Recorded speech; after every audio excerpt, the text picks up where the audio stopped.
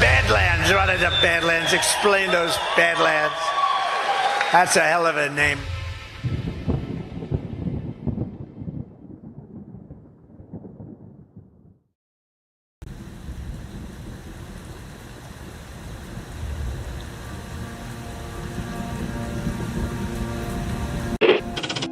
Mr. Vice President, I'm going off script again, I know, but I just want to personally thank you. We've been through some stuff. We've gone through some of the most complex military operations this country's ever conducted, and your steady hand and your leadership during those was a great source of strength for me. Thank you for your leadership. Thank you for your character. Thank you for your selfless service. Thank you for commitment. Thank you for being a mentor to me, Mr. Vice President. It's called the swamp. And you know what happened? And you know what I did? A big favor. I caught the swamp. I caught them all. Let's see what happens. Nobody else could have done that but me. I caught all of this corruption that was going on, and nobody else could have done it. Did I get that one right?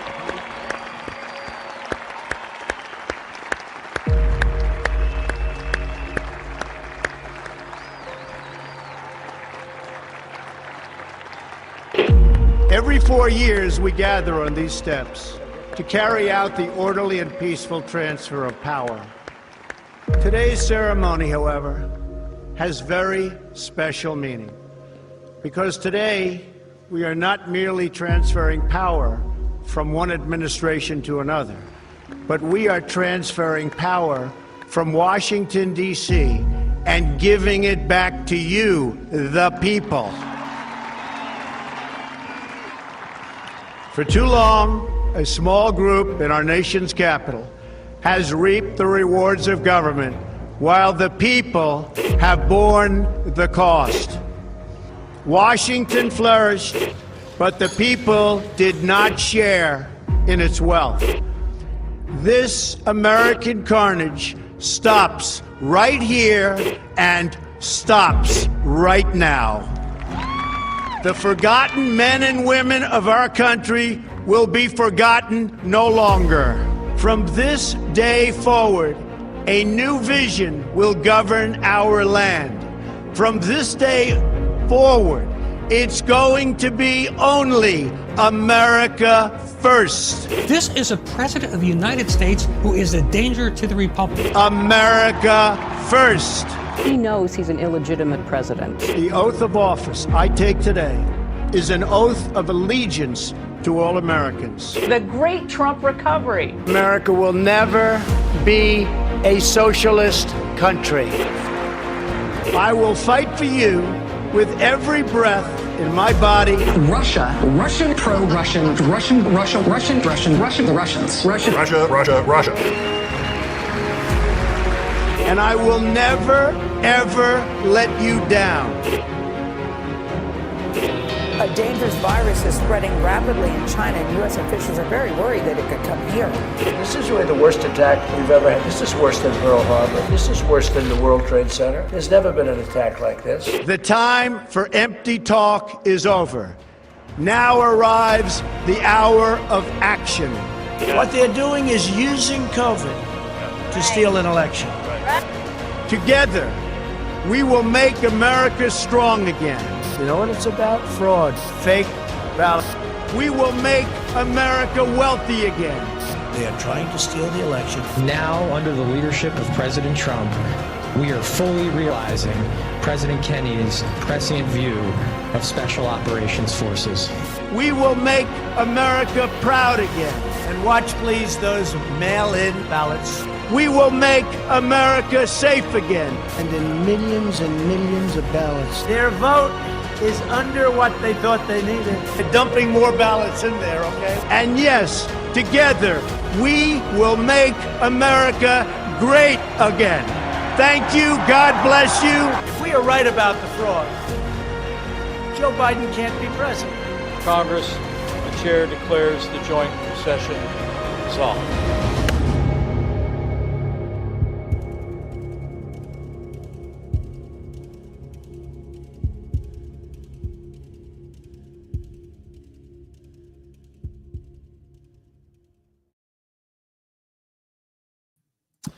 Well, good evening, everybody, and welcome to the Wednesday edition of the Devolution Power Hour. As always, on Wednesday, I'm joined by Burning Bright. Burning Bright, how you doing, man? I'm good. You were like smirking really weird backstream, and I'm wondering why. Literally cat videos. Just What? had another feed on, and just YouTube recommendations were just Okay, you need to show us what you were watching. going off on just funny little videos. Here, all right. You think I'm lying? I don't think you're lying. I just want to see what You just want to you know. guys should have seen. I wish I should have taken a picture. Your face back screen was so good. It doesn't take a lot for me, John. I was combing the chat looking for like what somebody said. Show prep. Level with the iconic chocolate of Hershey's Kisses. Hey, don't chew on his tail, Holly. What you doing, buddy? You good boy? This is what YouTube wants You to good show me. boy? You good boy, buddy? For show prep. Oh, good boy.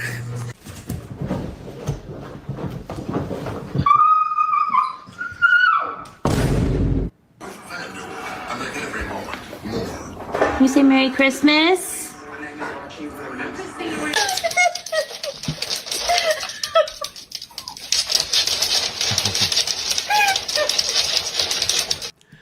Listen, I'm a You simple didn't show us man, number John. one. Or was that the end? I mean, they went through like 8, and it said 5. They went through 8, and we were on number 7, and you didn't show us the last one. Yeah, I didn't make whatever. it all the way through, but Whatever. I mean, you could have been doing show prep. You knew we didn't do any show prep before the show, really, and so you're watching. That was cat our videos. prime topic. Yeah. Okay. Well, let's talk about cats and dogs then. That's fine. I'm okay with both of them. I'm one of the rare bicameral. I have a cat and a dog. A lot of people think they have to choose one or the other. You can have both and hate both at the same time. Me and the dog That's are fair. not on good terms. Why not? After our trip last week. Oh, that's right. You went to Canada. Yeah, Yeah, we're both back working in our on it. studios today. That's nice. Mhm. I had I'm like exhausted. I have the kids week, activities, all that shit, getting up early regardless. And for whatever you've reason. had kids for years. But Same yeah, ones, right? Same ones, same two that I've always had. But it's my week with them every other week, And last night, for whatever reason, every now and then I just get one of those nights where doesn't matter how tired I am, I just can't fall asleep. That was kind of last night. And Wait, you can't fall asleep or they can't? well, both. That's like, so my kids are both awake right now, which What are they I don't know doing? what happened. It like 3 weeks ago, maybe 4 weeks ago. I don't know what it's been, but they don't go to bed anymore. It's like, what the hell's wrong with you? Go to bed. Go to sleep. Are It's not they fuck around time. pretending to be in bed or like just No, they're- being awake? They're in their bed being Openly. awake. And my son's so funny too, because like he'll lay down, and normally I'll lay in there for like till they fall asleep, because it used to take 5 minutes, Yeah. right? And my son, like he'll lay his head down for 15 seconds, be like, "Dad, I can't sleep." Like, yeah, you just like said goodnight a second ago. Makes sense. You're not asleep yet, so maybe try a little bit harder. Anyway, this is not what we're talking about tonight, even though we didn't prepare topics. Really, I do have a there's so much question going though. on. Okay. Did your son have like a permanent and just constant mohawk at all times as a young baby? No, I usually bathe them every night. So Mine gets bathed. He just has a always mohawk. weird. Maybe it's I'm how he wondering sleeps if on it or that's something. No, he's yeah, it's weird. I was like, Yeah, I've seen some I feel like pictures, this I is just like normal baby fuzzy head syndrome, but he has like a straight up mohawk. You've seen it. You've seen Yeah. pictures. That's cute. And it's like it's all the time. If he's sleeping, he's awake. Just always has a mohawk. He's starting to move around too. That's when it gets fun A and lot. and scary. Yeah, It's like 3 days ago he was barely moving, and 2 days ago, if you turn around, you're like, where did he go? Yeah. He's literally in the other room following the cat, and so having to adapt to that. Yeah, that's a fun one. That's when you start putting up like gates all over the house. It's Yeah, like, okay, we got to figure that out. you have to stay in this room Mhm. and not leave. But anyway, we are going to talk. Let me go through the kind of semi list that we had that we were discussing before. We have the Trump Russia stuff and all the shenanigans at the UN. I still can't believe they turned the escalator off. We'll talk about that. That's super funny. We could get into Trump saying that Israel will not get the West Bank, but maybe we save that for the end and decide later. There is rumors that Comey is going to be potentially indicted. We're getting close to the very seriously indicted too. Yeah, over a super serious crime. Oh, we got to talk Antifa too, because Trump, it's funny, this week on the show, or no, was it last week? When he announced on Truth Social, like, I'm going to be signing the Antifa executive order. I think so, yeah. And we talked about, I was like, I'm just curious to see what he does here, because depending how he does this, it could be really, really cool. Monday or Friday, I don't remember which one, but he comes out, I think it must have been Monday, and he actually released or signed the executive order. And on my show, the last couple of days, I've been like, it's like nothing. It's no different than the status they already had. There's no such, we'll get into it. But he like doubled down on it tonight after the ICE shooting. And then, we'll just see what else we get into. And if you guys in the chat, we're gonna switch up how we kind of do the show flow a little bit. If Rumble rants come in that are topical while we're on a topic, we will read those in the middle, and we won't save them all to the end. So just keep that in mind. You don't have to do it. We can read them all at the end too, but we're gonna see what happens. But before we do that, let's get a quick word from the sponsors of today's show. First up, we got Applied Awareness. Hello, Badlanders! It's your friendly neighborhood Jordan here, and I've talked to so many of you guys at the GARTs who've wanted help with supplementation, diet, exercise programming, and more. So I'm excited to announce the launch of my Applied Awareness private coaching group. In this group, I condense 15 years of holistic health experience into training just for you, with one-on-one support from me by way of weekly Zoom calls, daily video updates, a community chat where we can all ask and answer questions from each other, plus a lot of video courses, 8 courses in there with over 70 videos at this point. And if you like the whiteboard education, there's plenty of that in there. So if you're looking to move better, feel better, lose weight or gain weight, and strengthen your mind and your body, this is for you. This weekend, I'm launching a 6-week self-development program. So check the description down below to learn more and find how to sign up. I hope to see you in there. God, he loves that little pointer thing. It's so funny. I didn't notice it until the last little bit, but yeah, you guys should know that behind the scenes, Jordan will send us videos explaining things to us, and he will always be using that little pointer with that little hand on it to make his point, and it works. Yeah, but it's funny because he has to he has something on his computer and he records it with his phone, so the quality's terrible, but he does it just so he can tap the computer screen with that little hand. Yeah. So that's so funny. So yeah, people, I want to paint the picture. Jordan doesn't screen record and send us screen recordings. He records his screen, like John said, so he can point at it with a physical pointer. It's so funny. With little fingers, and it is more effective. It is. I think it's more effective. We'll be releasing some stuff at some point with those included for sure. We just got to wait for a few things to happen first. Let's get to our second sponsor today's show. We'll get to our final sponsor a little later. I just don't quite want to disclose who that one is quite yet. We got CB Distillery. These guys are awesome, and especially with the news about Tylenol lately, talk about needing an alternative. This is it. How long have I been saying get rid of the Tylenol and the ibuprofen from your medicine cabinet? This is not medical advice. And switch it out for some CBD from CB Distillery. You know those nights when you just don't sleep? I'm talking to myself here. And the next day you're dragging, exhausted, and everything just feels harder. Like, this is seriously my inner monologue right now. Yeah. I'm just verbalizing it to you all. This is how I feel all the time. That's where CBD from CB Distillery can make a real difference. I know what sucks too is because this stuff actually does work. And I ran out a week and a half, 2 weeks ago or something. Yeah. And Jessica, if you're watching, I could use some more. Can I have some of the shh? Is that for me? That makes you helps you sleep? Yeah, I think it's the it's a shh one. Shh anyway. Plus. Anyway, Jess. It's not just sleep though. CB Distillery has solutions that work with your body to help with stress, pain after exercise, and even your mood and your focus. And it's all made with the highest quality, clean ingredients with no fillers, just premium CBD. Imagine waking up rested or enjoying your day without those nagging aches and pains. That's a real win of CB Distillery Solutions. And again, if you're going to defeat autism, and I'm not convinced that we should, because I do feel like autism has some W's, especially in this kind of community lately. Yeah. But with all the concerns about Tylenol lately, the aches and pains, now's the time. No better time than today. 25% off your entire purchase. cbdistillery.com, promo code DPH. That's cbdistillery.com, promo code DPH.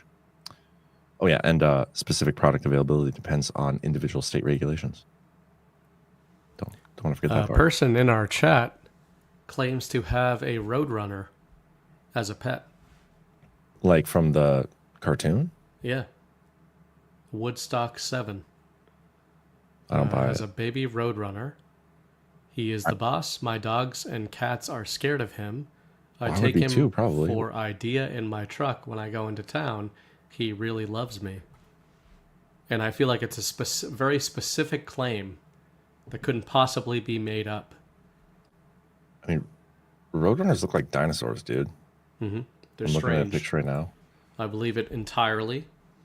And I mean, that's such an obscure thing to make up. Like, I own a Roadrunner. Like, who would think of that? Exactly. It's got to be real. That's crazy. Good for you, man. Yeah. Yep. Good for you. All right, let's maybe start with the Antifa thing, because that was, good segue from last episode into this one. Yep. Trump came out after the Kirk assassination. There were multiple people hinting of foreign involvement, and Trump comes out and says he's going to be designating Antifa as a domestic terror organization, and this will be the third time he's done it or hinted at it. He did it back in like March or May of 2020. And then on January 5th of 2021, he again asked the DOJ to look into it. And then last week when he announced that he was doing it again. I've been saying at the time, like, okay, that's great, but I want to see the teeth of it and see what is actually in the executive order.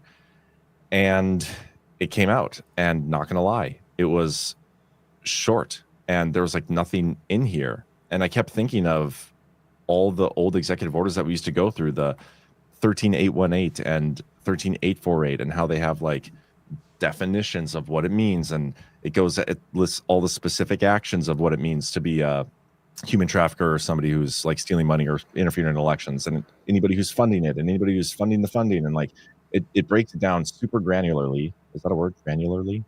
Yeah. Okay. I probably didn't say it right though. No, it's fine. Oh, I'd tell you. Man. Thanks. I know you would. Okay. Well, super granularly. That time I didn't say it right. No. And first time you did though. Anyway, lost my own fly. I threw my own. So it wasn't granular. It was not granular at all. Yeah. And I was like, well, this doesn't do anything, because there's no such thing as a domestic terrorist organization list. Like, there is no database with all the domestic terrorist organizations, and it's not even a federal crime. Like, there is no law that has been made by Congress that makes domestic terrorism a crime. They define it, and there's a couple states, like I think Georgia and Florida, maybe have like domestic terror crimes. Those are state laws. Isn't any terrorism a crime, though? Yes, but for domestic terrorism specifically, there's not been a single, look this up, there has not been a single person in the history of the United States that has been charged with domestic terrorism. They add it as a rider, like a sentencing modifier or whatever. So like if you murder somebody and they add the domestic terrorism modifier, sentencing enhancement, that's what they call it. I'm delusional right now. I'm losing it. It can take your sentence from like 12 months to 40 months, but nobody's actually been charged with it. So like, what does this do? This doesn't actually change anything. And then we had the ICE situation today. A shooter went sniping at ICE down in Texas. I think he killed a migrant or an immigrant. That's what I had first read. I don't know if that's true. There hasn't been as many details, and we don't have as many videos, obviously, as the Charlie Kirk situation. Yeah. But we did get another post from Trump today, and I'm going to read this if I can find it. Killed two detainees. Two at an detainees. ICE facility. Two detainees. Almost makes you wonder, was it the detainees that were the target? That's a strange one. I mean, if it was one person, you could chalk it up to chaos.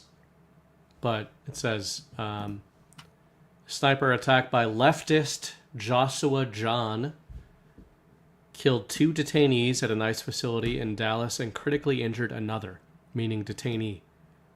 Wow. So, pretty strange anti-ICE police messaging. I mean, but why would you be shooting detainees? Somebody in the chat asked about Timothy McVeigh, and yes, he is the most popular. How do you spell his name? E-I-G-H. He's like the most pop. When you think domestic terrorism, you think Timothy McVeigh, and his charges were. I'll show you here. Conspiracy to use a weapon of mass destruction, use of a weapon of mass destruction, malicious destruction of federal property resulting in death, and 8 counts of first-degree murder for killing federal law enforcement officers on duty. No charge of domestic terrorism. And here, watch this. Has anybody ever been charged with domestic terrorism in the United States? No individual has ever been charged under a specific federal crime labeled domestic terrorism in the United States because there is no standalone federal domestic terrorism charge. While federal statutes define domestic terrorism, the law does not create a direct criminal charge for domestic terrorism itself. They also use, let me see if they can find, yeah, here you go. Crimes that meet the statutory definition of domestic terrorism may receive terrorism sentencing enhancements, but the underlying charge is usually not labeled as domestic terrorism. So again, Trump's executive order, that's kind of the whole point here, didn't actually really do anything. And then this is what he posted today. I've been briefed on the deadly shooting at the ICE field office in Dallas, Texas. It has now been revealed the deranged shooter wrote anti-ICE on his shell casings. This is despicable.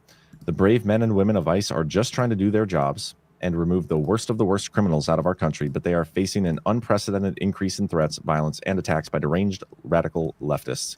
This violence is the result of the radical left Democrats constantly demonizing law enforcement, calling for ICE to be demolished, and comparing ICE officers to Nazis. The continuing violence from radical left terrorists in the aftermath of Charlie Kirk's assassination must be stopped. ICE officers and the other brave members of law enforcement are under grave threat. We have already declared Antifa a terrorist organization, domestic terrorist organization. Let's be specific here. And I will be signing an executive order this week to dismantle these domestic terrorism networks. So maybe this is the teeth. And we're just waiting for it. Hopefully. I'm calling on all Democrats to stop the rhetoric against ICE and America's law enforcement right now. The Trump administration is fully committed to backing law enforcement, strong borders, securing our homeland, deporting violent illegal criminals, and fully rooting out the left-wing domestic terrorism that is terrorizing our country. Thank you for your attention to this matter. So there we go. We'll see. So here's the thing. New order. Go ahead. Here's the thing. People get very upset about Chris Paul saying the things that Chris Paul says. Can I comment on that real quick? Yeah, go ahead. Before I actually got an email this week and a few messages too, but an email from somebody who had to tell me that they had to stop watching Saturday's DPH because of Chris. Mm-hmm. It's, I think, the first time I've actually had that messages in my own Telegram chat telling me that people were very disappointed in me for associating with Chris. Well, I'm disappointed in myself for associating with you. Who's I tell myself that every day, but anyway, continue. Yeah. I called them pussies. So anyway, listen, one of the strengths of Badlands, I have said, is that we do not pretend to know what's going on. We are trying to figure it out, but we understand that we don't know. The Charlie Kirk assassination, psyop, whatever you want to, wherever you're, from any direction of the info war, however you want to map that, it's a big event, it's a big story, it's a seismic story, right? And Chris is an extremist through the lens of First principles. What'd you say? First principles. Yeah, and burden of proof, right? Understanding that, as he often says, we are in an info war. If you walk around saying info war unironically all the time, then you need to try to take that seriously. So all that's to say that I think Charlie Kirk died. I think the assassination happened. I think the story around it is bullshit. And that, so to go into this story of the ICE detainees and Donald Trump's cartoonish Truth Social posts today, and I say that plural, we'll probably get to others. Yep. I am not criticizing Donald Trump when I say this, but these posts are very silly. They are comedic, or at least I find them comedic. I find them ridiculous. And if you're in the truth community, Q community, devolution community, whatever community you want to identify as in the info war, retirement community, HOA, you believe probably that Donald Trump and patriots have had a plan to dismantle domestic terrorism networks, right? It's littered throughout the Q drops. Donald Trump, as we talked about last Wednesday night, has been saying this publicly since at least May 2020. We're going to designate Antifa and others domestic terror networks. We're going to dismantle them. We have to go to war with them. Figures that you often talk about, such as Ezra Cohen Watnick and Christopher C. Miller in particular, have been, during the last administration, were very public about talking about this kind of thing. Like domestic terror cells, mapping, all that, right? We're to believe that it was one of the prime directives of Trump coming into 2025. And now, in the middle of the summer or fall or whatever, they're all just popping off, right? Like Charlie Kirk gets whacked. We're told it's a domestic terror cell. And now, like, somebody's shooting at ICE agents. It's a domestic terror cell. I'm sure next week there's going to be another one, and it's going to be a domestic terror cell. And then another week, and it's going to be a domestic terror cell. And, you know, the point you led the show with of there's not a lot of teeth to the initial orders.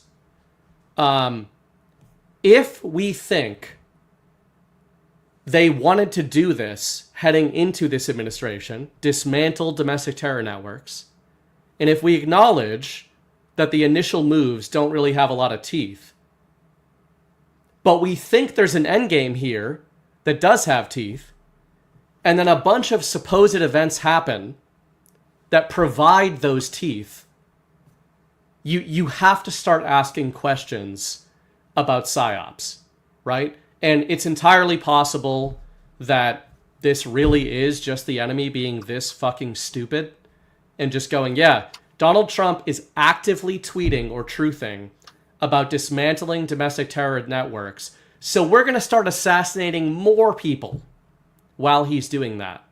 Yeah. That's possible. If that's happening, then, you know, I would say they're not very smart. But I think it's entirely reasonable to question what is happening here, if anything is happening, because, you know, the point is that Trump is laying out his agenda, and then a bunch of actual things just happen to fit perfectly into Trump's agenda that he is laying out. And, you know, I think it's okay to wonder whether or not these things are happening as they are being described to us, or whether or not they are being, you know, these are the stories we're being told so that Trump can get the mandate to say, like, we're going to designate X, Y, and Z domestic terror networks. Yeah, man. Okay, I have so many things to say to this, and I'm not making it a claim, by the way. I just no. It's the timing is strange. Yeah, I have so many things to say, and I'm gonna forgive myself and ask for forgiveness because I'm going to lose my spot a few times throughout this. What you said there at the end, I already forgot. Dang it. Well, I said Trump. The agenda mandate. Trump laid out. The actuals are mapping onto that. Let's start with the mandate. So, I believe Trump already has that mandate. I don't think Trump needs to manufacture consensus for anything at this point. So many interesting things. I mean, the Devo term itself, all these things. I think he had the mandate back then, like the technical mandate. I think it was definitely a lot closer than it is now. But I think at this point in time, especially considering he knows the elections are fake. He keeps calling that out. We'll get to that post here later too. Yeah. He knows how fake they are. He's not running again as far as we know. Maybe he will in 28, but he's not worried about it. He's not worried about the midterms. So I don't think he really cares about doing things, even if it went against mandate, if he knew that it was in the best interest of the country. I think he's not doing anything at this point to like win elections anymore, in my opinion. So as far as that goes, like allowing these things to, or these things that are happening, whether they're real or not, you know, I think some of this is genuine, and I don't necessarily think Antifa, when I think of what Antifa was back in the summer of 2020, like there definitely were people that were this, you know, ideologically part of this group, and they weren't very organized, and maybe they were. We don't know the specifics behind it. Did George Soros fund it? A lot of it, yes, probably. There were other people funding it, but it, based on what we know about it, it wasn't that structured. A lot of the paid protests and everything that we saw, they were fake. That was them trying to manufacture consensus, and they had a whole bunch of these groups ready to go. The BLM, Antifa stuff, they kind of disappeared after 2020. Like there was plenty of opportunities, and we've talked about this before, where they could have gone out there after Roe v. Wade was overturned, and that would have been a perfect opportunity for them to go out there and burn every city down like they normally do. Yeah, they disappeared. The Kyle Rittenhouse, when he got let out and didn't get convicted or whatever, why didn't they do it? Why didn't they go riot? Because that was like, it happened during one of their riots, so you'd think that's a perfect opportunity. Didn't happen. And so, but anyway, back then Trump was saying like, yeah, we're going to designate Antifa a terrorist organization. Doesn't happen. Coming after the election, he starts posting about it again multiple times because he's seen violence in the streets or showed violence in the streets over it was very contentious, that election period. And then literally the day before, the January 6th, the biggest and, you know, most heavily promoted political event probably in history at the Ellipse there, millions of people are coming. Trump's like, yeah, you know, the day before, I'm going to designate, or I'm going to ask the DOJ to, hey, let's look into Antifa because they're known to hijack political things for their own gains and whatever. And it's like, okay, well, that clearly is like a signal. Like he knew something was coming. I think there's a false flag. Was it actually Antifa? We don't even really know what it is, but he knew what was happening that day. We've talked about this before many times as well. So then fast forward to this administration, Antifa kind of dies off. We saw them mapping them throughout the summer of 2020. I wrote about that in my part 6 of my series. The DOJ was looking into them. The National Counterterrorism Center, at that time led by Christopher Miller, they were looking into these guys, and they had military equipment and drones and planes surveilling the sky and surveilling the protests on the ground. Bill Barr came out, and after the first round of arrests, and he was like, yeah, we're seeing some foreign involvement here in these protests. Like they've known quite a bit about whatever Antifa is, whatever they're telling us this Antifa thing is. They've known quite a bit about it for a long time. And as you said at the beginning of, or earlier at the beginning of the rant, they didn't do anything when they got into office. They had every opportunity. There's been like bouts of left-wing violence. I don't know if Portland's has gone a single day since 2020 without having some Antifa shit going on up in that area. Like I feel like every it's day not on as Twitter, magnified as it was, but it peaked during that 2020 area. So why haven't they done anything? And then obviously you get the huge Charlie Kirk thing, and in the aftermath they're talking about, and in the lead up to it too, they're talking about Soros and all these different things. Did they need to build a case? I don't know, but the fact that they put out this executive order with no teeth, changing nothing, it tells me it was a purely narrative move. Like they weren't actually trying to do anything with Antifa. And it's just making me question itself. Like this, when you think terrorist organizations, at least as what they describe it to us in the mainstream media, we typically think like Al Qaeda and those places, those groups overseas, like very structured. They have a leader, and the leader's always trying to hijack planes and take down your towers and all these things. Like there's a hierarchy, a structure, funded. That's how they describe them. Antifa it's not like that, at least as far as we know. Yeah. And so what if we're actually wrong about Antifa itself? And I'm thinking through this as I'm talking, so I don't even know if it's gonna make sense. But the only reason I'm thinking of it is because something you said at the beginning of your rant, and it was so long ago I don't remember what it was, but it triggered it in my head. I was like, how convenient is it that in the aftermath of the shooting, it's another trans shooter, and the trans debate is the exact thing the uniparty and the regime wants us fighting with the left about. So it's like right versus left, the consequence culture scissoring we're doing right now. Like the whole thing is stupid and gay. And every time we have one of these new shooters, there's some ideological, radical left-wing Antifa messaging on the bullets, and maybe it's genuine, maybe it's not. I don't know, but it's a little too perfect that every single one now, and as you even said, it's like they are targeting you guys, or at least they say they are. They're coming after you. Wouldn't you try to hide it? Like, wouldn't you want to disguise it? How come none of these people come out? This is when you're going to go off. This is when you're going to really go ham. How come none of these people come out? Like, if you're honestly a leftist and you wanted to spark controversy in this country, wouldn't you pretend to be a mega extremist and like a big Trump supporter and go do something? You never see it.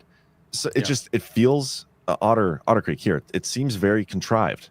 And I could be speaking on my ass here, but that's how it feels. Like there's something very contrived about what we're witnessing here with this whole thing. And I don't know what it means necessarily. It's one of those situations, kind of like the aftermath of the Charlie Kirk situation and the cancel culture. I was like, I feel like I'm being psyoped here. And it's the same thing with this. There's a psyop at play with all of this stuff. And Trump's executive order with 0 teeth, it kind of cemented it.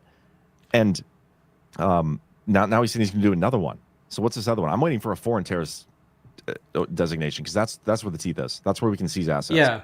But anyway, go for it. Yeah, I think the foreign thing there you ended on is going to be interesting to watch in terms of what's the path forward. Couple things on where we're at now, because I want to address the no teeth thing, because I can maybe tie this into Devo and put a bow on it positively. We don't do bows on Devolution. Yeah. I like putting bows on Devo topics. We do like leather bindings on Devo topics, not bows. But the psyop comment you made, we're taking a lot of shit this week. I mean, as always, it's fucking every week now, right? People are still watching, so apparently we haven't lost our whole audience, but it is what it is. Having the gall to question anything, even if it's coming out of patriots, is now blasphemous. Did you say we lost our whole audience? That's not true. No, I said we haven't. So apparently we haven't lost our whole audience. I was like, what? Yet, but it's okay to question even what patriots are telling us. In fact, one of the things Chris and I kind of touched on when he was on the narrative on Sunday night was the irony is a lot of people in MAGA, in the Q community, in the truth community believe that Donald Trump and patriots are engaged in psyops on the American people, right? They just think they're good psyops, which is okay. I actually agree with that. I think they are engaged in psyops. Damn straight I do. Would I agree with all of those? Maybe not. Like, I might quibble with them, but I do understand that I don't have access to the information they do. When I say that, I'm not making some faith-based statement of I am just sort of assigning my future to disembodied patriots. They have more information than me. All I'm saying is that realistically speaking, it's possible that if we were in the same room and we had access to the same information and all the modules and all the mapping going forward, we would be making the same or very similar decisions that they are making, right? So with good intentions. And I can believe that. I can understand that. The problem arises when people in the truth community do not want to question narratives because people they like are the ones disseminating those narratives. Questioning the reality or lack thereof of the narratives we're being told, whether it's about Charlie Kirk or this ICE assassination sniper situation, does not mean you are combating the Trump administration or the quote-unquote patriots or going against the plan.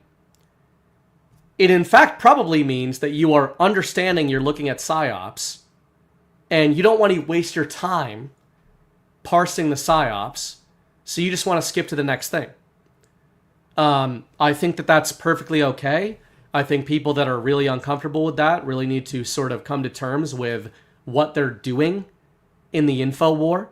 Because if you're somebody who says that you're engaging consciously in an info war and your idea of an info war is literally having zero effect ever by design on anything so that other people can lead you into a future you have no say in, then you can keep doing what you're doing, right? But that's not what a lot of other people want to do. The other point I'd make on Devo is that we've talked for years about whether it's election fraud or any other front, that there are potentially broad interpretation of presidential and commander-in-chief sort of powers available to a president, right? So the funny thing is, I could see a lot of this domestic terror crap being a psyop launched by the uniparty right, as Chris might say, to get everybody back in the pen. And the Trump administration is just simply allowing that to take place, drafting off of it, as he would say, putting out these executive orders that, to your point, or actions, to your point, it doesn't really do anything. But I guess the white pill I'd put on it is, does it actually matter if Trump, does it matter if Trump does or does not designate Antifa a domestic terror organization? I mean, in terms of his enforcement capabilities on any sort of organization that is targeting people for political beliefs, it doesn't feel to me like there would be some mass advantage unless, to the point you ended on, we put that foreign word into the brackets. Then I think the equation might change. But domestically, I mean, what's the difference between domestic terrorism and domestic assassinations? This is something too that I've gone over in my head so many times since starting the Devolution series, because I've always thought, based on how, my interpretation of what I believe Trump is and what he represents, he wouldn't do anything that is unconstitutional, because if he did do what we think he did, devolution or some sort of continuity government plan or whatever is going on behind the scenes, because there is something going on behind the scenes. It's like it's impossible to witness what we're seeing and not see that there's a bigger picture going on. Like, there's a bigger picture here. Whatever it is, it's going to be something that, if it's ever revealed, it's going to be the most heavily scrutinized thing possibly ever. And so it's going to have to live up to that scrutiny. And so is he going to do something that would be unconstitutional or borderline constitutional? And one of the biggest pushbacks I'd always get is like, Trump, he clearly walked away, and the election, there was theft, but there's nothing we could do because it was after the deadline and they voted and all these things. And, well, it doesn't matter. There's interference, but it wasn't foreign. It was just domestic. So, like, there's no real action that he can take there. And all these things I've tried to justify in my head, like, but does it really matter? One, because if our country is being subverted by people, and and that's an attack, that's like an act of war, whether it's from inside or not, it shouldn't matter. It really shouldn't. And we've there's different paths that he probably took, and he justified all the actions, whatever he took, with legal authority. We speculated the Campbell versus Clinton stuff and all these things. Yeah. But when it comes to like the foreign domestic, like the meshing there and the funding and all the different money, like everything in today's day and age with technology especially is so interconnected the way it is. You know what I mean? It'd be almost impossible, I think, to not see how everything we've witnessed in this country, whether it's the Antifa stuff, the BLM stuff, the election stuff, just the political nature of it all. Me and Chris kind of talked about this on Saturday a little bit, the hybrid warfare. We are constantly, every second of the day, under a subtle, like we're in subtle warfare. It's subtle, constant warfare. And it's sometimes foreign, sometimes, and probably primarily domestic. It's primarily in the information, sector, but it's all the time.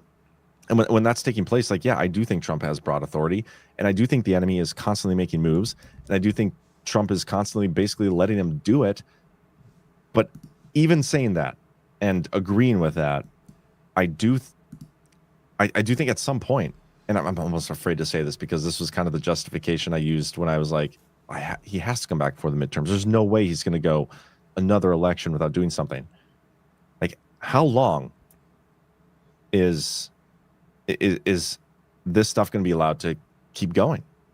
Like, at some point we need to rip this Band-Aid off, and we've been pointing pointing to the disclosure of like the Rico Grande stuff, which, by the way, what a perfect distraction, because we haven't heard a peep out of that for 2.5 weeks now. We were getting constant ever since they started in July with like, here's the D-class, guys. It was once or twice a week, but at least once a week we would get something huge in terms of disclosure and D-class. We haven't got anything. Well, we've got Comey going to be indicted for the gayest crime ever, lying to Congress. Yeah, but I mean, it's tangential. I mean, it's not as gay as like designating you have 2 primary residencies on your mortgage loan application. So it's the second gayest crime ever. Dark. It's dark, man. Yeah, it's like, okay, but these people committed treason, but let's go get them for lying to, I think it was Chris in our chat who was like, okay, who cares? They lied to an illegitimate Congress anyway. Like, what does it matter? And that's kind of where my head is at too. If these people committed the crimes we think they committed, like, when are we going to start seeing that? It's crazy. Anyway, I don't remember why I started that rant, and I don't know if I made a point. Yeah, no, I think it's all well stated. I think if I'm white pilling, wow, okay, we didn't need to bring race into it, bro. Yeah, well, I always do. It's too soon. Too soon. Too soon after slavery. Yeah. Just, on the macro, you know, I always I don't engage with Normieville very often. I don't talk to regular people very often. Yeah. And when I do, it's eye-opening. Usually very depressingly eye-opening. And it kind of was last week. I was in Canada, which is like the normiest place in the world, I would say. Canada? I would say Canada is the globalist project. That's how I would describe that nation. That is the nation with no history. It is a proxy. It literally never won its independence. It was given its independence, but not legally, just narratively. Matt Ehret, one of them, will tell you this himself. They have no history. They have no national identity. They're just soft Americans, is what I would call them, who don't like Americans because they're not Americans. They would all tell you this themselves if you give them truth serum. I've drank with enough of them to know this. They have permanent small dog syndrome, and it is the globalist experiment for what they wanted the United States to be. I was up there last week, and I was up there a couple years ago. We went to some areas in Ontario, like some touristy ski areas. And isn't that just Canada, like you just described? Yeah, but Ontario is very flat, so there's only like one ski area. Oh, so we went there a couple of years ago. Good amount of white people, right? You'd think like Canada, right? Good amount of white people. Yes, I went last week. We started playing a game. We had 2 different days, me and Mrs. Bright, where we started playing a game of spot the white person. Really? And this was one game was on the highway, driving through Toronto. Yeah, you guys had a game spot the white person? To try to find a white Canadian. Like Zitch white? So first on the highway, it took us 11 cars to find a white person. This is funny to hear. I don't care anymore. Then we went to a ski area called Blue Mountain. A fucking mountain where it gets cold in the winter, right? There shouldn't be anybody but white people there. And, I mean, it's warm out, granted, but I'm just saying. And, man, I'm telling you, there was 300 people there. There might have been 10 white people. Wow. Including us. Indians, Pajeets, Saudis, whoever they were. Literally people walking around wearing turbans with their families. I say all that to say there is clearly an acceleration of a mass humiliation ritual on Western cultures by this globalist apparatus. And if I want to tie this into a positive, I would say that they have noticed. They being the most normie country in the world, has started to notice that something isn't quite right. That maybe their government doesn't have their best interests at heart.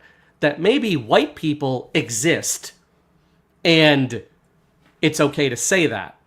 And to apply that to the US, if there's anything good coming out of all this bullshit, there is, I think, a sense nationally and internationally on the back of the Charlie Kirk situation, and maybe you can say with this ICE situation augmenting it, that at the very least, the political environment has become completely untenable, and what's the word? There's going to be no reconciliation happening. There's not going to be a reconciliation.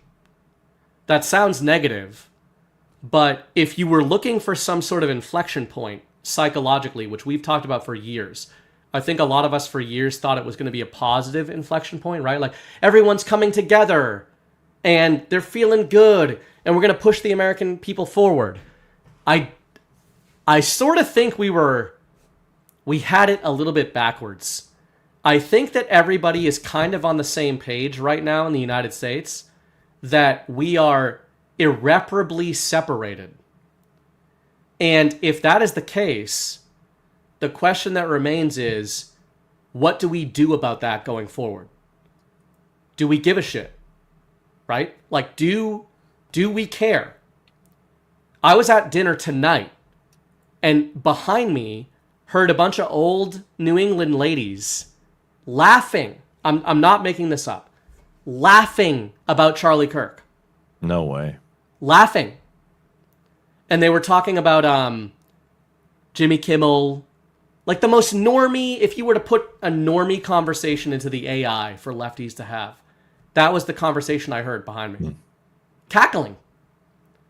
And it's, it's at the point where it's like, I don't think there's going to be a civil war or anything like that. But I wonder if part of what we're seeing out of the administration, or kind of what I hope that we're seeing, is this warlike posture that you and I have talked about for a couple of weeks of just like, you know what? We're trying to make it so cartoonish that anybody with any moral kernel of compunction is going to say, this is too much. Yeah. And we're going to give you the opportunity. And if you don't take that opportunity, we're just going in this direction. And you can go fuck yourselves.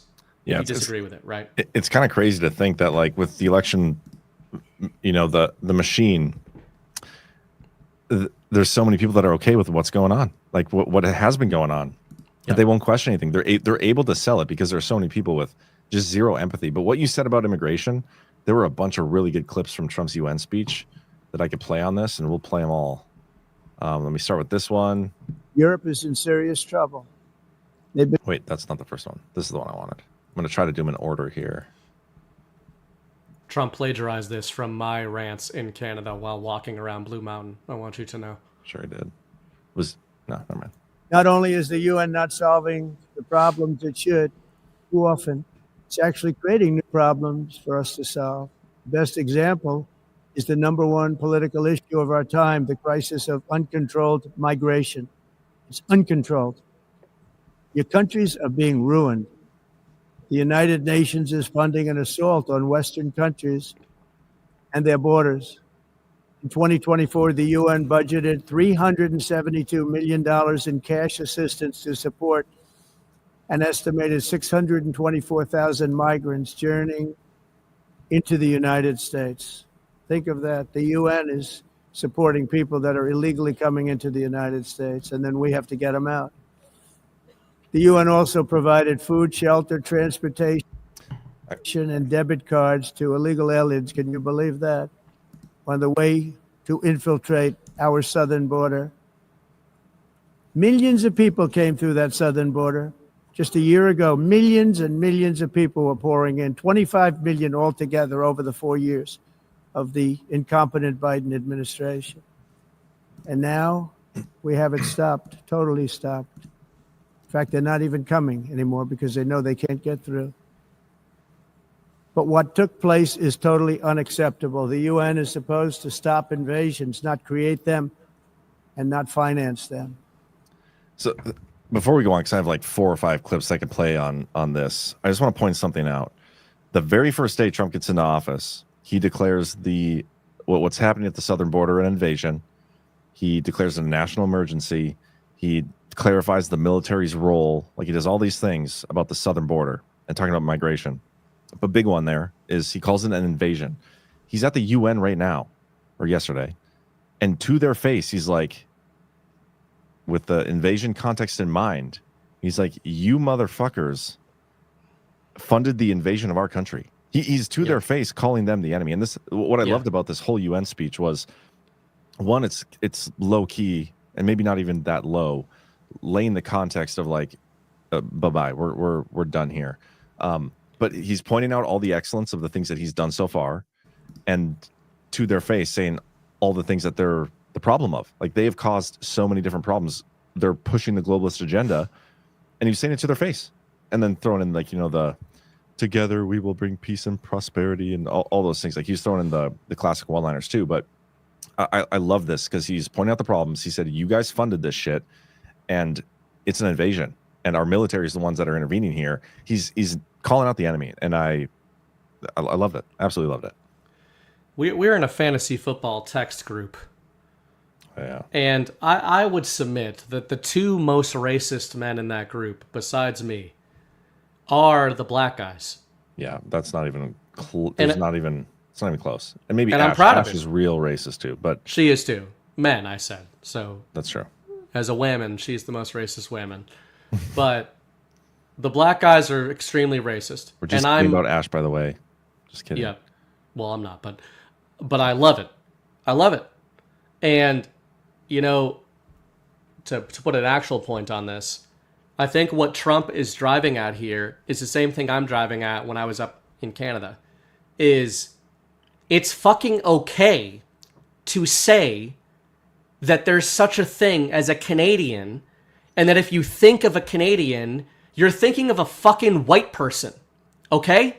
Like, it doesn't mean you can't be black and be Canadian, but it means when you think of what a Canadian is, you think of a European who went over to North America and became a fucking fur trapper or a skier or some shit. And that's a Canadian, right? What's a Dutch person? They're white. What's an African person? They're fucking black. What's an Indian person? They're Indian. What's a Japanese person? They're fucking Japanese. It's okay to say this kind of stuff, and we have been so cucked and so beaten down that we're not allowed anymore to say that Western culture is white culture, that other people are allowed to join, right? Black people and Indians, etc., are allowed to join white culture. That is what America is, that is what Canada is, and that is what Donald Trump is saying Europe is, and he's saying it to the Europeans who know that. And most of all, when the camera pans to the political representatives of the European nations arrayed before him, there isn't a white person in sight. There isn't a European person in sight, because the Europeans are not represented by European people. They are represented by people who belong to the races that are very literally invading those nations. So when he's saying that, he's speaking on two levels. He's talking to the European people and telling them they've been invaded, and he's talking to the invaders that are in the room. That is what's going on. And nobody's willing to say it, and most people in MAGA are not willing to say it. The black guys in the Badlands fantasy football chat are willing to say it, because they understand that the West and the United States and America is a melting pot of races, while understanding that there is a difference between those races. The other races have chosen to assimilate into American culture. And Trump is saying the people going to Germany, the people going to Ireland, the people going to Europe are not European. And the only way they should be welcomed there is if they adopt European values. And if they don't, they should get the fuck out. That's what he's saying, I think. That's what the Russians have been saying forever. That's what the Chinese have been saying. That's what the Japanese have been saying. And the Indians under Modi. Sometimes you need foul language to tell a great story. Everybody except for the West, or Europe, well, I include Europe in this. We get it. Is allowed to talk about this except for them. And yeah, I think he's trying to highlight this. In not so flowery Flowery language. Flowery, whatever. Yeah, I got like 4 more clips, so let's save your epic rants for the end of them because they all tie together. These are just like one of his part of his speech about immigration spliced into separate clips, but it's all related. So, but that was great though, and I agree with everything. Europe is in serious trouble.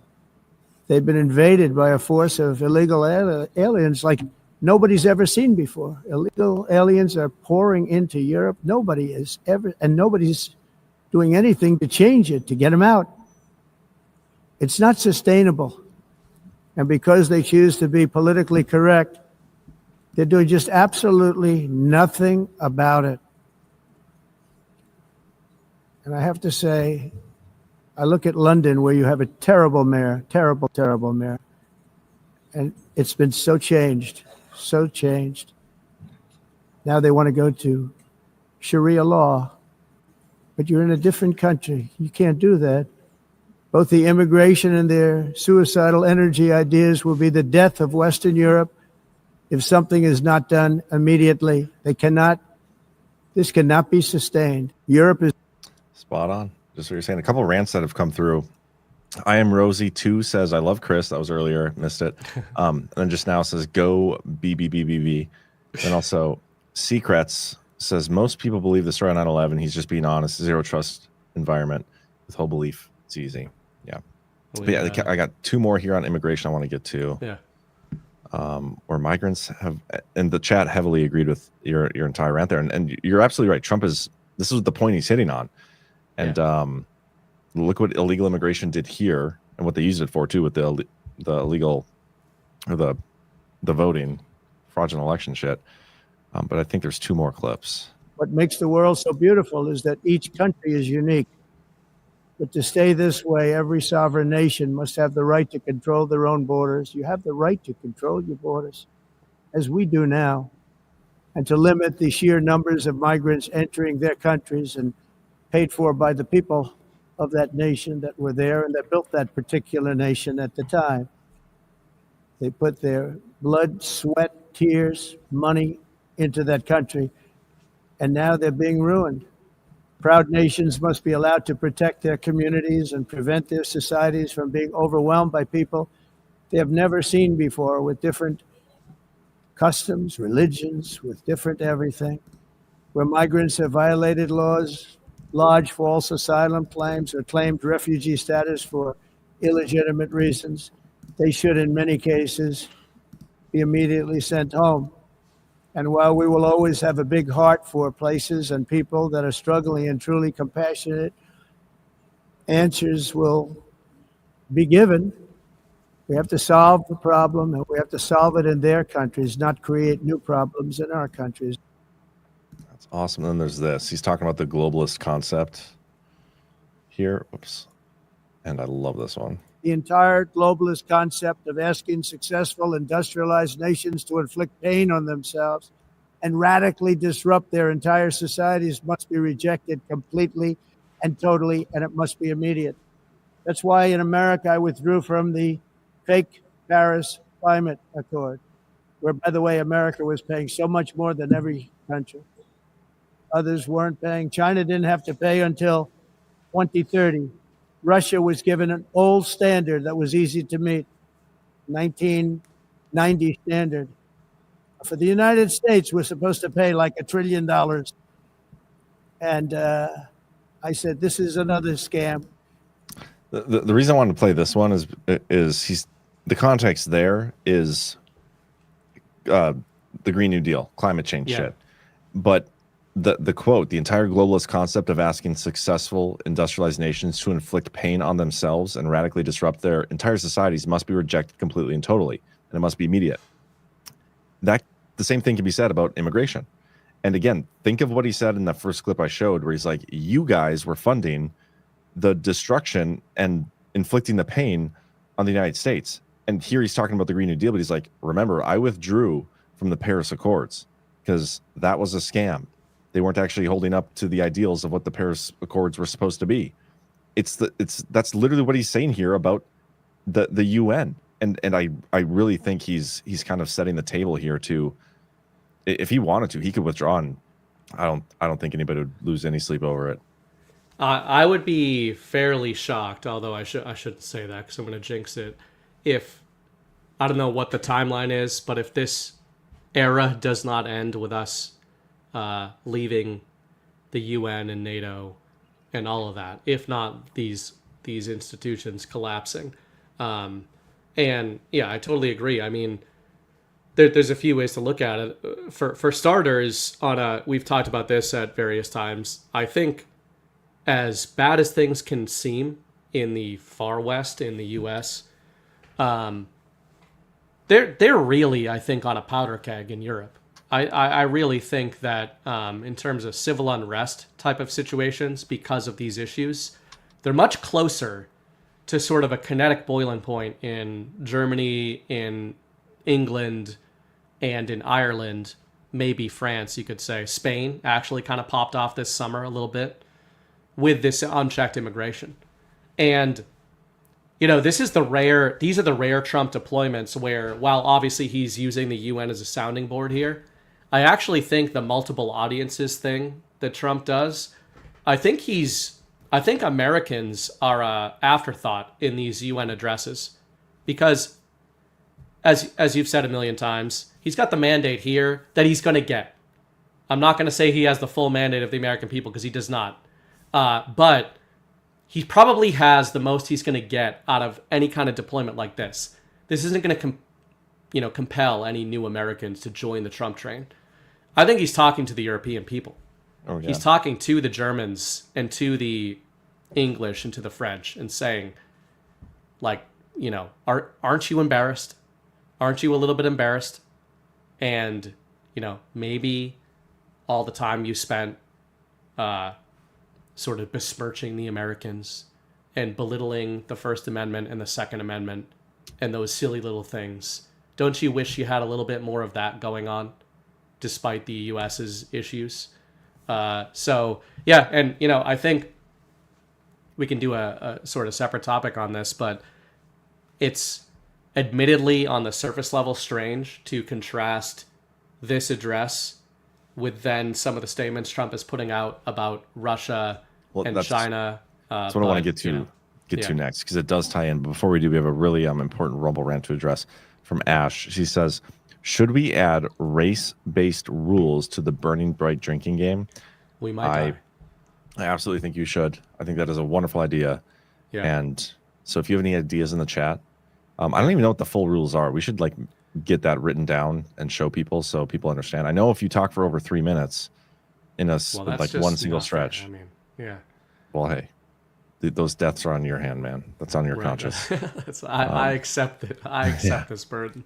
But yeah, I think we should do that and get those written down. But yeah, we should talk about it because on the heels of him being in NATO, right, or at UN or whatever, and he's talking about all the reasons that the UN is like awful people. He comes out of there with this post about Russia and Ukraine and Putin, and I'm going to read it, and then I'm going to give my thoughts on it, and then I'd love to get yours. But you know what? Before we even read this post, we should maybe real quick talk about our third sponsor. I think it's time to disclose it softly. Disclosure. Yeah, real quick commercial break and potty break for me. Deodorant should do more than cover you up. It should protect you all day long. Dude, the deodorant stick is legit. I like the mint one. And, you go work out and you kind of get you get funky if you work out. Dude, at the end of my workout, I'm sweating, shirt got all those sweat. I'm like, dude, I still smell good. I absolutely love it. If you guys haven't tried it, try it. That's the difference with Soft Disclosure. No aluminum, no chemicals, just clean, natural ingredients that fight odor and keep you fresh through every workout, every meeting, every moment. I've always struggled with the you can't use aluminum deodorant because you're going to die if you use it kind of thing, because all of the non-aluminum deodorant products suck pretty much. Yeah. This is different. This is all day. You're all day good, and you're not putting any of that disgusting chemicals. right near your lymph nodes. Soft Disclosure deodorant. Real protection. Real freshness. Built on truth. Available in mint and lemon grapefruit. Visit softdisclosure.com and use promo code Badlands for 15% off. Soft disclosure. I did want to say something else racist before we move on. Well, before we do... But it's like an olive branch of racism. Well, let me touch on soft disclosure quick, and I can try to make it racist if I can here. Okay. One of the worst parts about the info war, I will say, is the cracked hands. Like, you know, the hands get real dry and ashy, like Getting ashy. Cam. Yeah, Cam and JB get real ashy sometimes. Right. And I feel like mine are too. Like, you're sitting at your keyboard, you're typing away aggressively and like yelling at people online, calling them trannies and all those things. And it's like, my hands are so dry. I don't have that problem anymore. I get to call people trannies with nice, smooth, soft hands. Because of Ben Shapiro uses mayonnaise, but we mayonnaise use kosher? soft disclosure. Ben Shapiro? Is mayonnaise kosher? Oh, I don't know, actually. We should figure that out. I actually don't know what kosher means. I'm now I don't know if I do. Yeah, we were making a trend out of this. Foods that conform to the Jewish dietary regulations of kashrut dietary law. The laws apply to food derived from living creatures. The more I learn about Jews, the less I understand. What? About them. I don't get it. That seems kind of weird. Forbidden foods include pork, shellfish, and any other animal not fitting kosher criteria. Well, what is? Certain animals are okay. I heard about like pigs they don't like, right? Don't like pigs. Let's see. Permitted animals. Okay. Fundamental kosher criteria: only mammals that have both split hooves and chew their cud, like cows, sheep, or goats. That's kosher. Birds with a kosher tradition, like chickens, ducks, and geese, are allowed. Fish must have both fins and scales. Shellfish. What other kind of fish is there? I don't know. Like an eel? Shellfish is never kosher. Animals and birds must be slaughtered by a trained expert in a specific ritual, and all blood must be drained before consumption. Meat is soaked and salted to remove the blood. Separation of meat and dairy. Meat and dairy products cannot be mixed, cooked, or eaten together. Separate utensils and food preparation areas are maintained for each. There is a waiting period after eating meat before consuming dairy, typically ranging 3 to 6 hours. Why? I don't get it. I mean, should we have an eye on these folks? Like chefs? Cooks? Yeah. Yeah. Chefs. Ash's husband? Mm-hmm. The Jews... I don't know. I can't wait. I can't wait for the people that get mad at us for this. Anyway, it was supposed to be a Ben Shapiro mayonnaise joke. But the racist comment I was going to make is that Alpha agreed with me when I said that Mexicans are simply the white people of black people. He thought that was astute and wise. Aren't we the white people of black people? We're just white people, but I'll lower myself down a peg as a peace offering. The Irish, I would suggest, are the black people of white people. Maggie Bundy says, and you can't go out and look at house Christmas lights? Like, it's just honestly, like, why is there so many rules? I don't understand. Makes you wonder. But yeah, that's what I would John say. never read the Bible. I went to a Catholic school. I've read the Bible multiple times. Got diddled too, probably. No, I didn't. But I you know. I don't recall the You might have kosher walked away, diet. you don't know. I may have skipped the kosher diet chapter of the Bible. That may be true.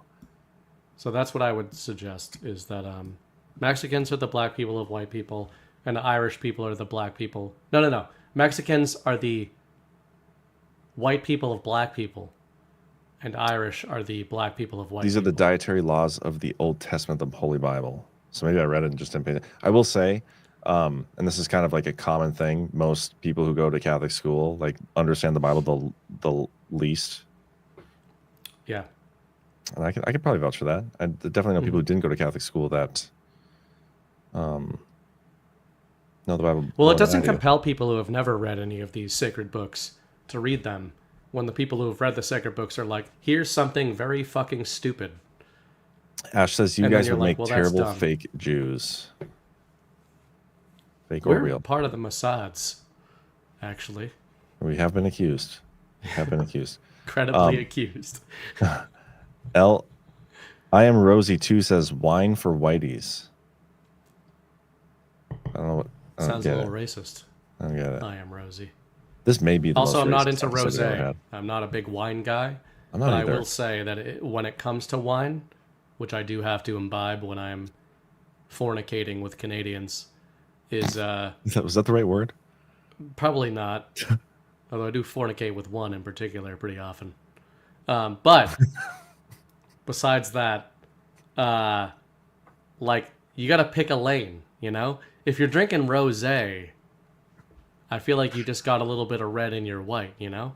It's like If I'm being honest, I've never been a wine guy, and I don't mean this to offend anybody. I'm just yeah, it's gay. like, yeah, it's gay, a little gay. It's like gay. people who drink wine unironically.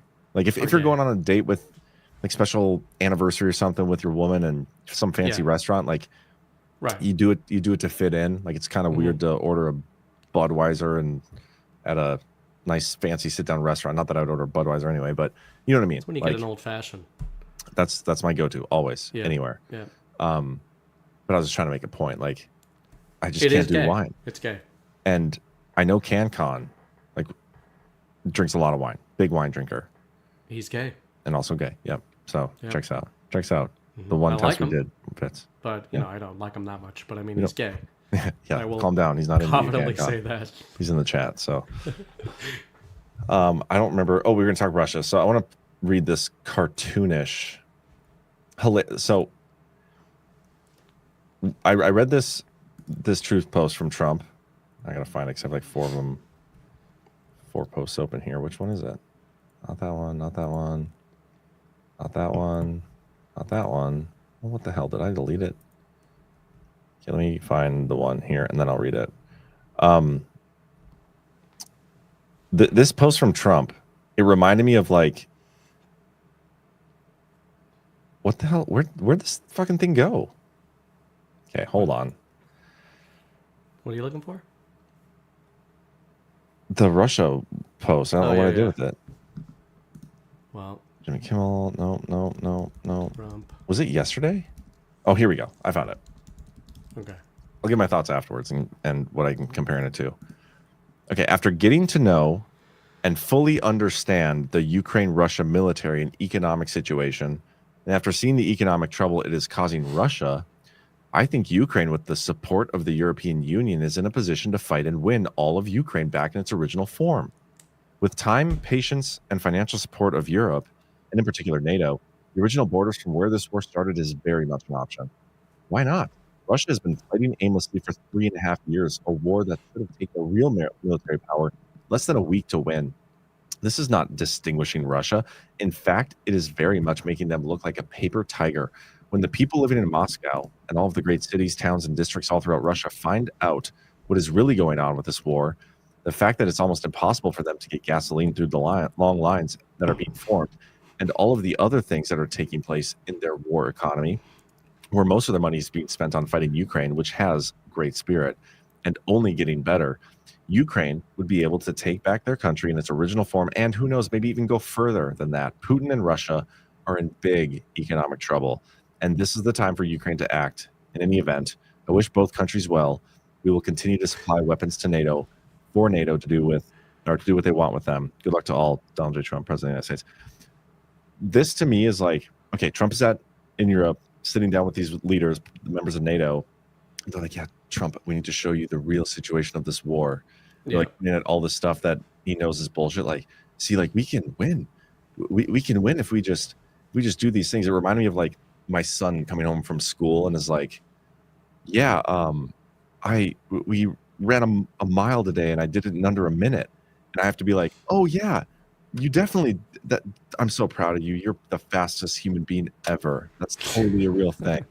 And here's Trump's True Social post where this is like the most sarcastic, in my opinion, the most sarcastic thing. It's like they gave him the script and he's just like, okay, I'm going to say all these things that I know for a fact aren't true, but I'm going to say them anyway.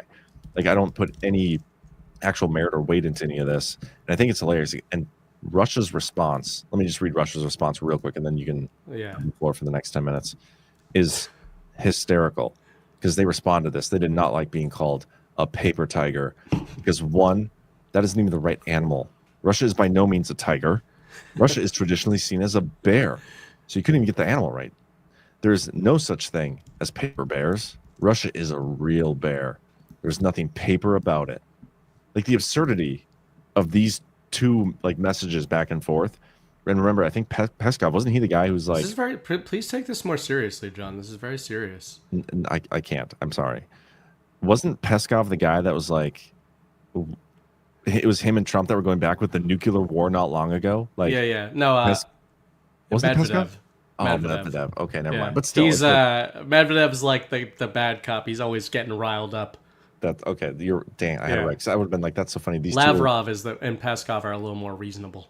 I gotcha. But still, that would have been hilarious. Either way, it still fits. Like, not a month ago, Russia and the United States back and forth had to do with nuclear war, and this time it's whether or not they're a tiger or a bear, and whether or not they're real or paper. So that's how serious things have gotten in the geopolitical info war. I think this is a reference and a shot against the Righteous Russia series, John. Because I can see it. Also, one of the... I'm going to interrupt you before you even get started because this is really important too. And then I promise I'll shut up. JK Nerdy pointed out, it's fraternized, not fornication. Yeah, that weird thing I said. Quite the unfortunate When I was mistake. fornicating with my wife at a certain point. So it probably was fresh in my mind. It's pretty exciting once you have a kid, you know. I mean, you don't have to tell us any of that. It's just, you could have just left it out. I like, can what if you guys want to hear about it. What a very unfortunate word choice that you used there. Yeah. But I think from now on, Definitely we should start all saying fornicate instead of fraternize. In all, we just should start straight using face, fraternize like more. no, And just use keep it moving. more. Yeah. But say fornicate. Anytime you say the word fornicate, you should just go forward in the conversation, no matter what you're talking about. Yeah, love it. Okay, fornicating with my boss, and then with my colleagues. So this is a shot and a reference to the Righteous Russia series. I'm convinced because it may surprise you to know that the most pushback I got during the Righteous Russia series is in my use of metaphor constantly throughout the series. I always referred to Russia as a tiger and not a bear. And I got a lot of pushback by Russians and other human beings saying Russia's national animal is a bear, and they're always portrayed as a bear. And I just kind of accepted it. I was like, yeah, I mean, that's true. I just think of them as a tiger because I always think of Siberian tigers when I think of Russia. But, is that a Siberian tiger that you just showed? That's a Siberian tiger. Oh. And, I think Trump and Putin, they're orbiting Siberia. Like, I always just thought of tigers. But, yeah, China's the dragon, not the tiger. Everybody always says China's a tiger, but it's a dragon. But anyway, apparently Russia is mad that they're being called a tiger. Trump is clearly converging with the Righteous Russia interpretation, which is a tiger. Yeah, but I agree with you. I think this was cartoonish. Mm-hmm. To someone who is not married. People in the chat are pointing out that you cannot fornicate with your wife. Well, can't you? Interesting. I'm sorry. You were making great points, but I just felt the need to. All right, I didn't know that actually. Your head. I could see your head getting a little bigger because the potential hat tip here. Who was that earlier then? I'll have to figure. Because there's definitely fornication. It was something. It was something going on. I agree that it's a. I mean, at this point, I had said this back in I think May. When Trump and Putin had the birthday phone call, and he put the posts out about the birthday phone call, it was the tell that the story was about to get really, really stupid. Yeah. And I think it was them saying, like, guys, just so you're aware, everything we're about to do is bullshit. We are chilling out on birthday phone calls in the interim. But yeah, if I want to be more like, okay, what's the geopolitical situation here? the fact that this came right on the back of the UN meeting, I like what you said about him. You know, Trump is in meetings with these people in the UN. He puts this message out about the big bad Russians. I'm probably reading too much into this, but the way I've kind of seen this, and I've seen a few people in the Badlands audience saying the same thing in our chats, this feels like bait to me. There's been a trend in 2025 of escalation, and obviously Trump engages in that narratively, but most of all, I would say the escalation narrative has come out of the UN. It's come out of NATO, and it's been targeted at largely Russia, a little bit China.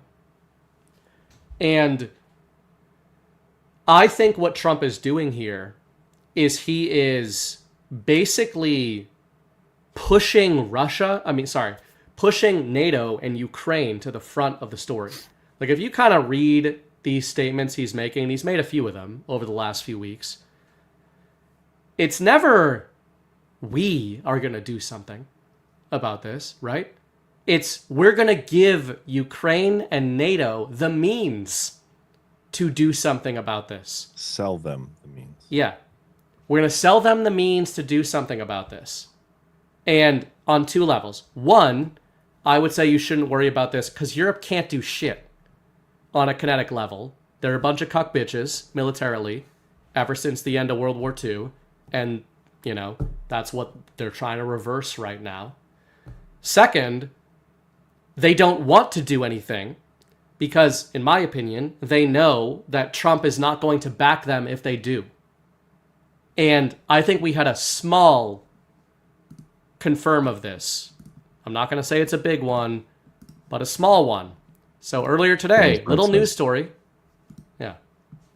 Macron opposes the seizure of frozen Russian assets, cites respect for international law. Hilarious. So this comes on the back of Trump saying, yeah, you know, the Russians are really getting out of hand. The Europeans might really have to bring them in line, and we're going to give them the means to do that. And you got Emmanuel Macron the same day being like, well, we don't want to like do anything rash, like take Russian assets. And we're supposed to believe they're going to start bombing Russia, and then but they don't want to take their assets. Yeah. So to me, this is a humiliation ritual that Trump is forcing onto NATO, and just saying like, we are with you. It's like the guy in the, you know, your buddy in the bar, where you're like, totally, man, you could totally take those guys, and I will back you up as soon as you go back in there to fight those guys. It's like, well, I totally would, but I'm going to go back to the hotel and sleep it off, I think. It's also complete inversion of everything we've been told about this entire conflict, from Trump especially. Imagine what he said here. He's like, yeah, Ukraine can totally fight these guys with the support as long as they get the support they need. Yet why haven't they been successful at all to this point? Like, they haven't done shit to the point where they can actually go into Russia, which Russia has said, like, if NATO gets involved here, we are going to consider that an overt move. And that's like World War III. And Trump is saying we're not going to get World War III. Like, he's going to prevent World War III. But this is complete. Like, Trump is now saying, okay, yeah, I'm totally cool with World War III, even though Russia's allies are Iran, China, North Korea, like all the pretty much major nuclear threats. This is just completely sideways. But it just so happens to be what the entire globalist regime wants in the first place. This is a World War III forever war. That's what they want. So Trump is now all of a sudden on board with that. Like, it's absurd. The whole thing is just it's so cartoonishly and obviously like sarcastic and false that I don't know how you could interpret it any other way. There's no way he was serious about anything. The other way to interpret it is that we are comically screwed, right? Oh, yeah. Like, you know, in it's silly and antithetical to everything else we've seen out of Trump, to your point. Yeah, it makes sense. So it's very difficult to take it seriously, and I think that, to your point, the way Trump writes these things, I think is a bit of a tell. You know, like he's being so dramatic. I mean, the post earlier about the escalator. Oh, so like, funny. listen to how this is written. I've got it right here. By the way, before you read that, speaking of Macron, did you see that his whatever that is that they call his spouse, submitted evidence, photographic evidence that she is a woman or he is a woman, whatever. Who submitted that? Macron's wife. Remember the lawsuit with Candace Owens?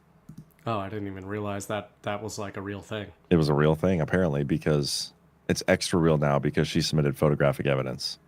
Wow. Yeah. Disgusting. I mean, chicks can have dicks too, man. That doesn't prove anything. Exactly my point. Yeah. I would not want to be on that jury. Yeah. So why are you skipping jury duty? I poured acid on my eyes. I can't do it anymore. A real disgrace took... Guys, please be serious. Yeah, sorry. Please, as Zelensky would say, please take us seriously. Please. A real disgrace... Okay, please, give us a credit. A real disgrace took place at the United Nations yesterday. Not one, not two, but three very sinister events. First, the escalator going up to the main speaking floor came to a screeching halt. It stopped on a dime. It's amazing that was deliberate. I don't know about the screeching part, but that was clearly, obviously, like a deliberate fucking... Oh, yeah. It's so funny. Like, I can't believe they tried that. I'm just saying, was it very sinister? I mean, kind of. In terms of like InfoWar and like all that shit, like how many times Biden fell on his ass, like just walking and moving. They're trying to get that with Trump. Like, could you imagine the narrative play of Trump falling on an escalator? What about this? It's amazing that Melania and I didn't fall forward onto the sharp edges of these steel steps face first. It was only that we were each holding the handrail tightly, or it would have been a disaster. This was absolutely sabotage. Yeah. As noted by a days earlier, quote, post, end quote, in the London Times that said UN workers, quote, joked about turning off an escalator, end quote. The people that did it should be arrested, John. And then, as I stood before a television crowd of millions of people all over the world and important leaders in the hall, my teleprompter didn't work. It was stone cold dark. I immediately thought to myself, wow, first the escalator event and now a bad teleprompter? What kind of a place is this? I then proceeded, I'm sorry, this is very serious. Sorry. I proceeded to make a speech without a teleprompter, which kicked in about 15 minutes later. The good news is the speech has gotten fantastic reviews. Maybe they appreciated the fact that very few people could have done what I did. And third, after making the speech, I was told that the sound was completely off in the auditorium where the speech was made. That world How did you leaders... get good reviews then, if nobody could hear it? It beggars belief. World leaders, unless they use interpreters' earpieces, couldn't hear a thing.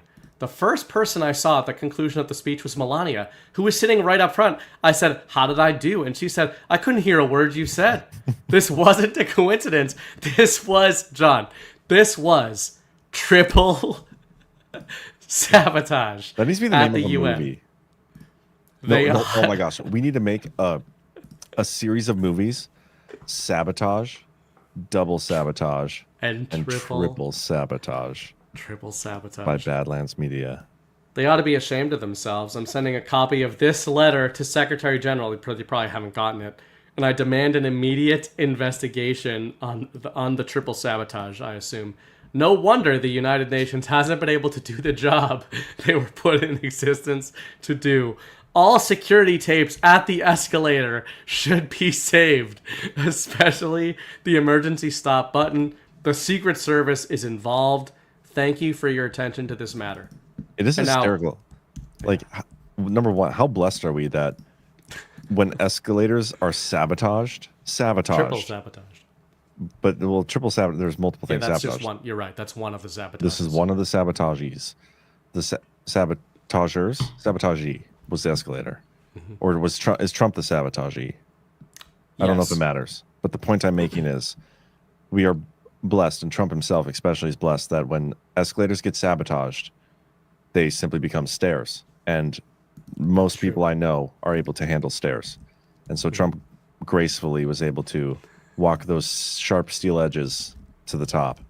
But yeah, this is hysterical, like totally over dramatic. I would love to see him withdraw from the UN because of the sabotages, the triple sabotage. That would be the greatest reason ever. Like, doesn't say a word about, the them funding the invasion of millions of illegal immigrants or all the other bullshit they've done.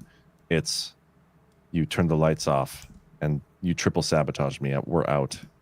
Be hysterical. Yeah, I mean, this is the, clearly we've reached the dark comedy phase. Oh yeah. And some wise words. Oh, this is a great. I like an escalator, man, because an escalator can never break. It can only become stairs. All right. There would never be an escalator temporarily out of order sign. Only an escalator temporarily stairs. Sorry for the convenience. God, Hedberg was so fun. What did he die of? Like cocaine overdose or something? Probably. Or he probably fell on an escalator and shattered Right. his skull or something. Crushed by an escalator. By the sharp steel Pretty edges. dangerous, from what I understand. Many of my family members have been tragically killed by. Sharp Many steel of my escalator. family members are elevator mechanics, which is a much different but somewhat related machine to escalators. I feel like they shouldn't be related at all. Yeah. I feel like that's much more dangerous. I guess they just sound similar, but I've heard escalators are dangerous. I mean, I have seen those videos of people getting like sucked into the escalators and like that looks fucked up. That's messed up. But Elevator mechanics live dangerous lives, though. I will say. Oh yeah, I can't imagine. Yeah. But would you rather be caught on an escalator that stops working or an elevator that stops working? An escalator for sure. Well, it probably depends on the floor. Like if you're on the first Unless floor you on get an sucked elevator. into it and destroyed. Yeah, but if you're on an elevator on the first floor and it stopped working, like that's not a free fall at all. That's just like floor. So Right. that'd be alright. I guess an elevator temporarily becomes a room. Yeah. That you can't leave. A prison. That's worse, prison though. cell. Prison cell. Yeah. Solitary. But confinement. yeah, I think on the macro, when you take a post like that out of Trump, contrast that with the fact or the narrative that Donald Trump was shot in the ear a year ago, right? And when somebody tried to kill him, right?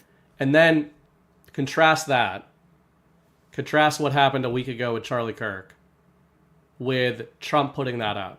My point there is that whatever you think he's doing with these posts, like we're guessing and armchair quarterbacking what we think he's trying to do with these posts. Yeah. I'm just saying, I think you can relax a little bit because when there's assassinations going on and assassination attempts, Trump treats them a certain way.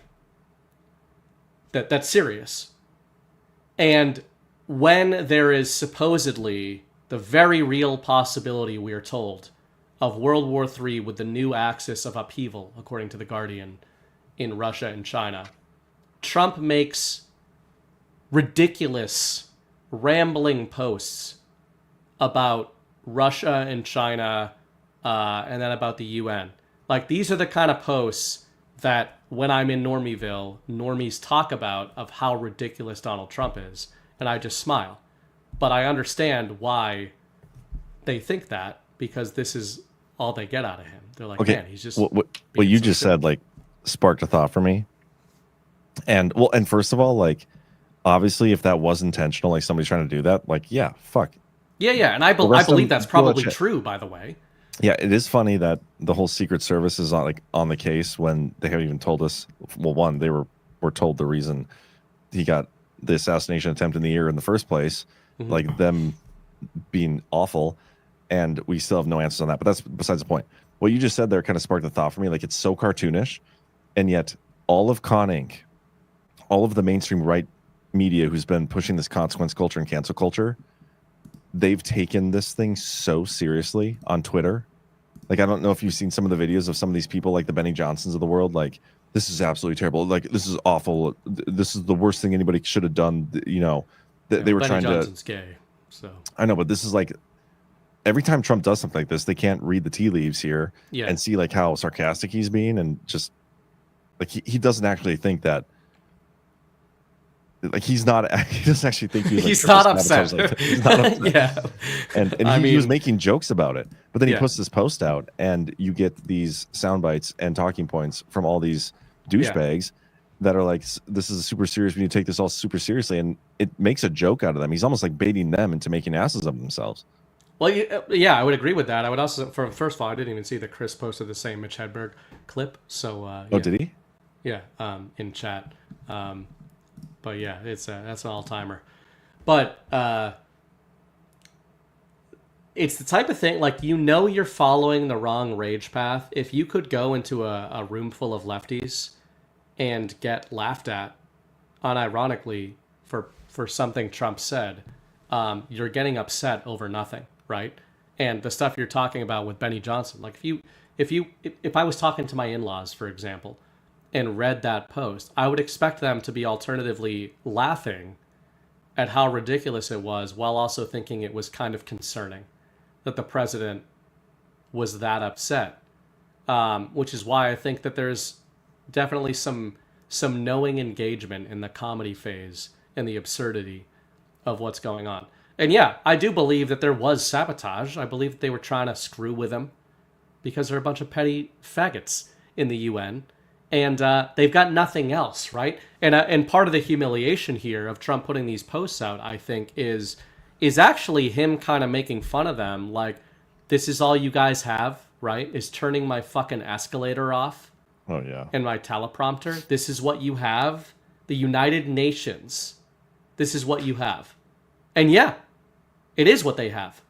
So when he follows that up, this is connected to when he follows that up by going against Russia.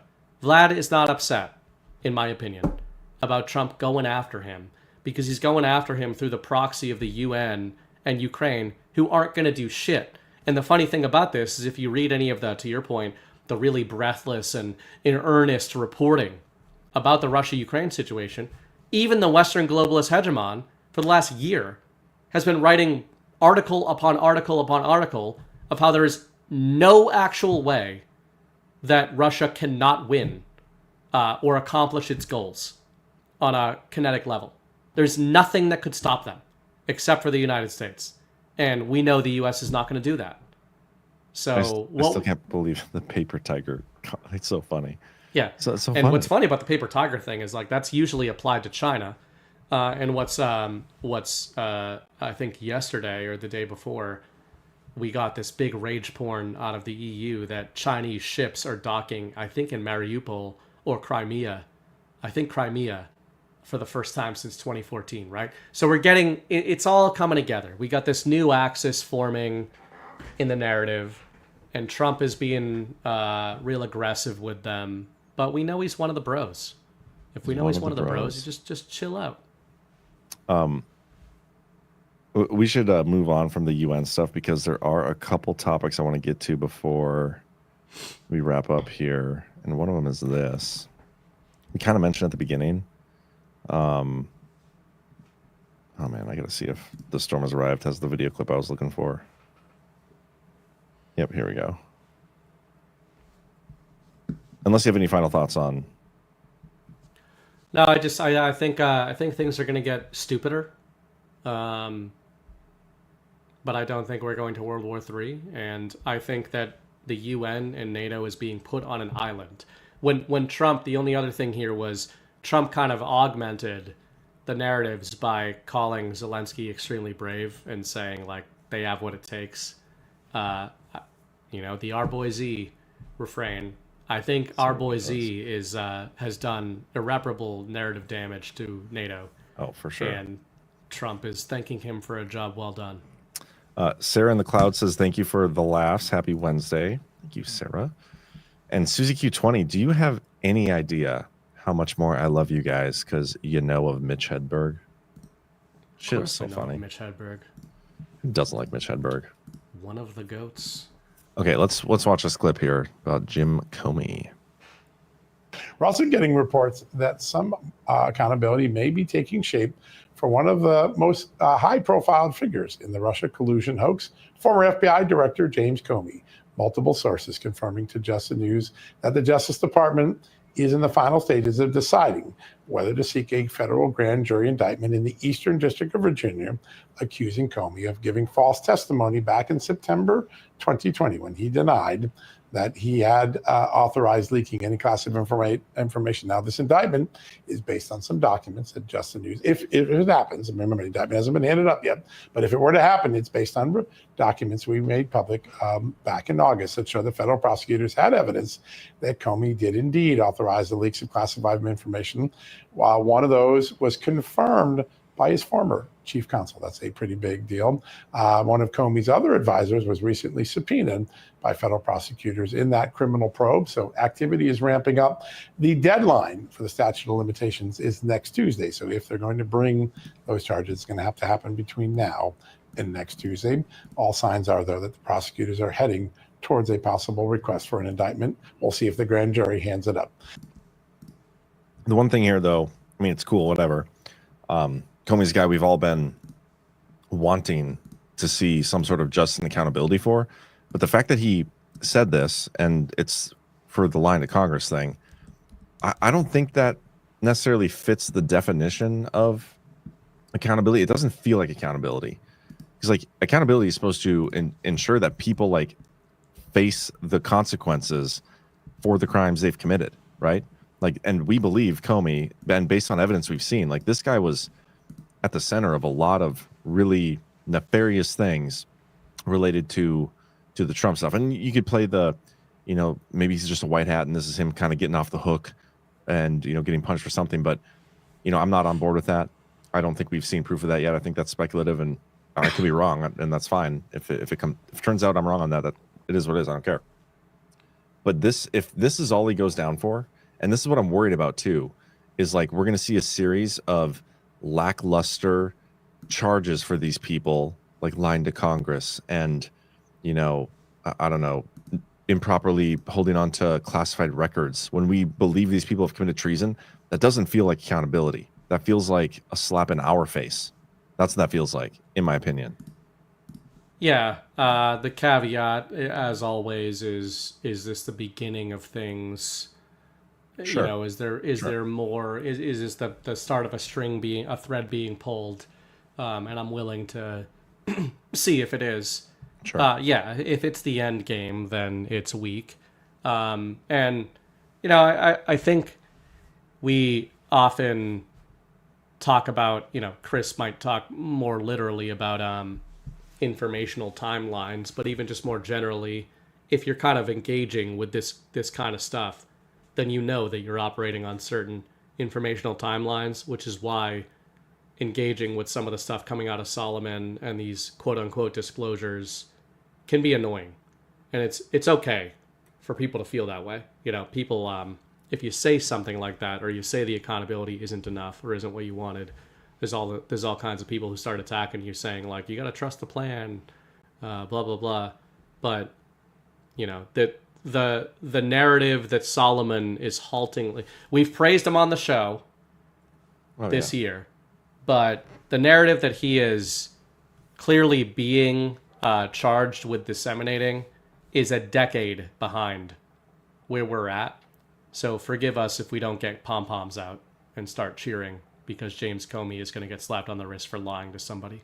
Yeah, I mean, he's getting a slap on the wrist for lying to Congress about leaking classified information to the press in order to help vilify Trump in this grand conspiracy to time to Russia and kick off this entire 10-year saga that we've seen, which was the whole basis for the Russia collusion hoax.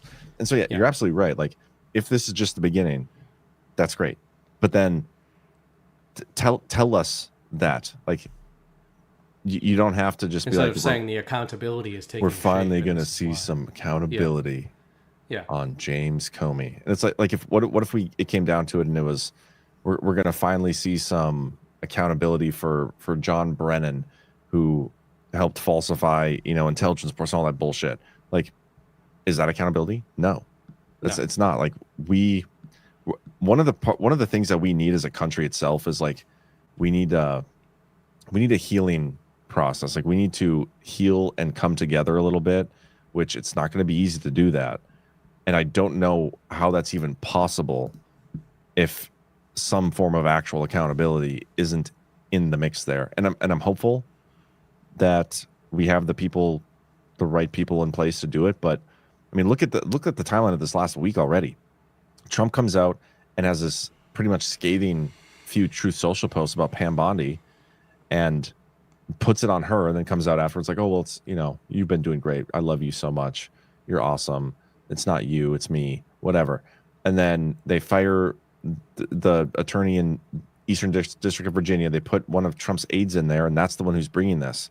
So the person they had in there before, was it a snake? Like, why weren't they going to be able to do a line to Congress charge, which is like the easiest fucking one you can get? Like, there are people still in the mix. The deep state's still at play here, guys. And I, at this point, I'm not going to say that anything is guaranteed, because we can't predict the future. And I personally don't believe in the full control thing. I think you're somewhat on board with that. Yeah. And with that being said, like, it's nothing's guaranteed unless we manifest it ourselves.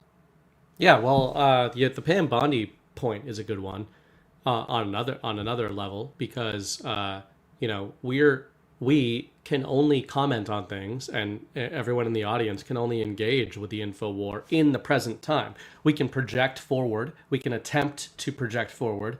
We can be informed by a narrative from the past, but we're engaging with a present timeline. That's all we can engage with. And so, to your point, a lot of the most attacks that we take by people in the truth community is when we will disagree with something that Donald Trump puts out publicly, while we still often say that we assign a lot of trust to Donald Trump as a person, as a president, and, to a larger extent as an administration. I still feel that way. The Pam Bondi deployment, and many others, is a great example of why we do that. Because very often, do we think that Trump is actually changing his mind on these people from Monday to Thursday? If he is, then that's a problem, right? If he is, then it means that the Patriots do not have the sort of information that we in this audience have long believed they do.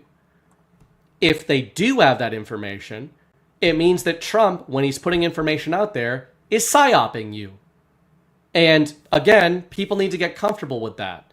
You don't have to be demonizing it to acknowledge it and be honest about it, right? So for all the people who are out there saying, like, Donald Trump doesn't lie to us. Really? He doesn't? So which is it? In that small example that you name about Pam Bondi, is he happy with the job she's doing, or is he unhappy? Was he happy on Monday and he's unhappy on Thursday? Obviously, he's engaged in psyops, right? Yep. And we're trying to figure out what those psyops are.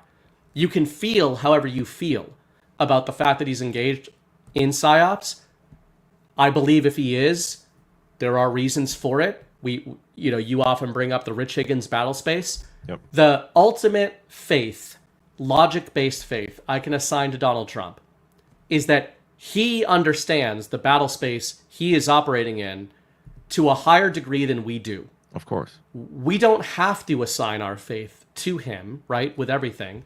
But, where we come in and where you ended on there, I totally agree with. And one of the things I've tried to kind of get across, I think you say this a lot, Chris says this a lot in different ways. Zach, I know, says this a lot.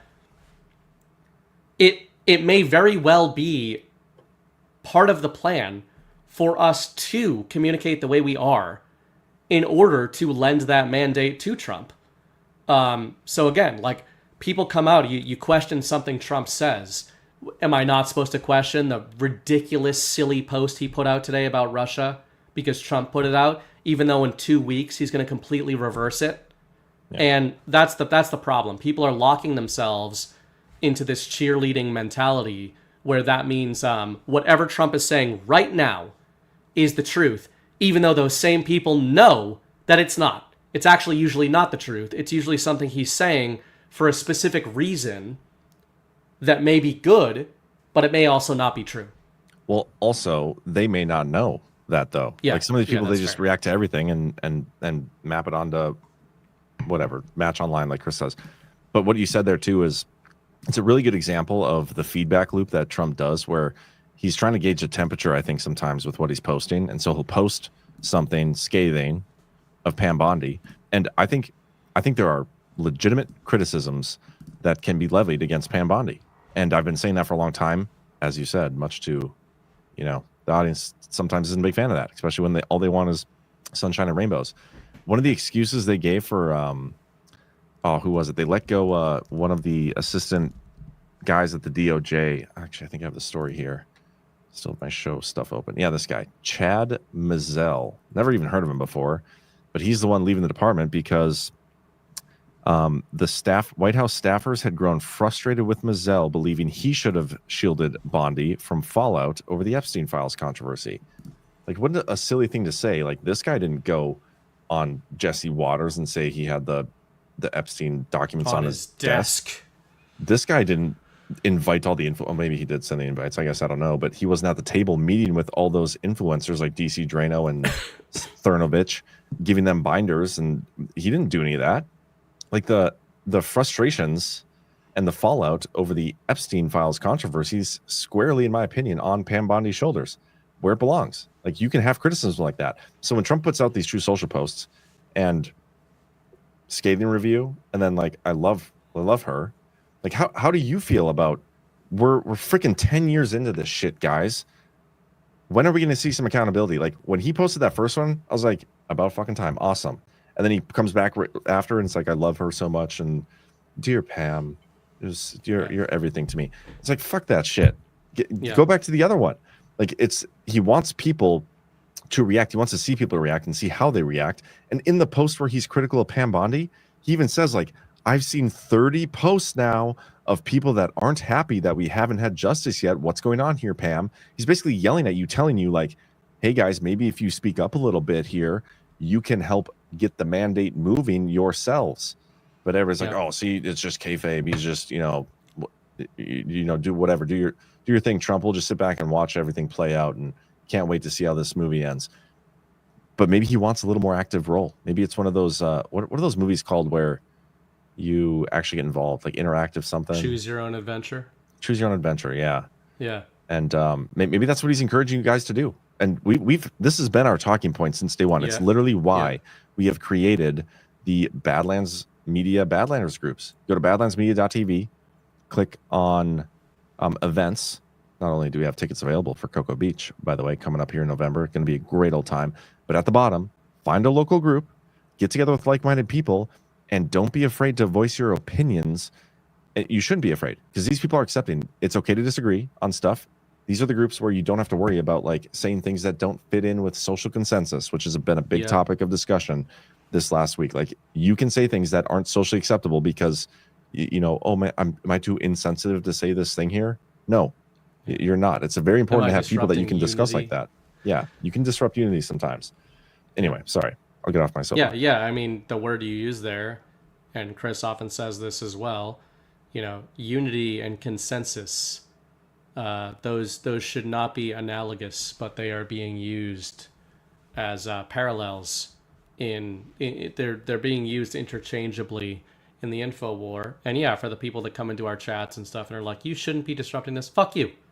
Like, this isn't what we're doing. We don't need that support. That's not what we're after. We're not building new consensus loops to get back in the pen again, as Chris might say.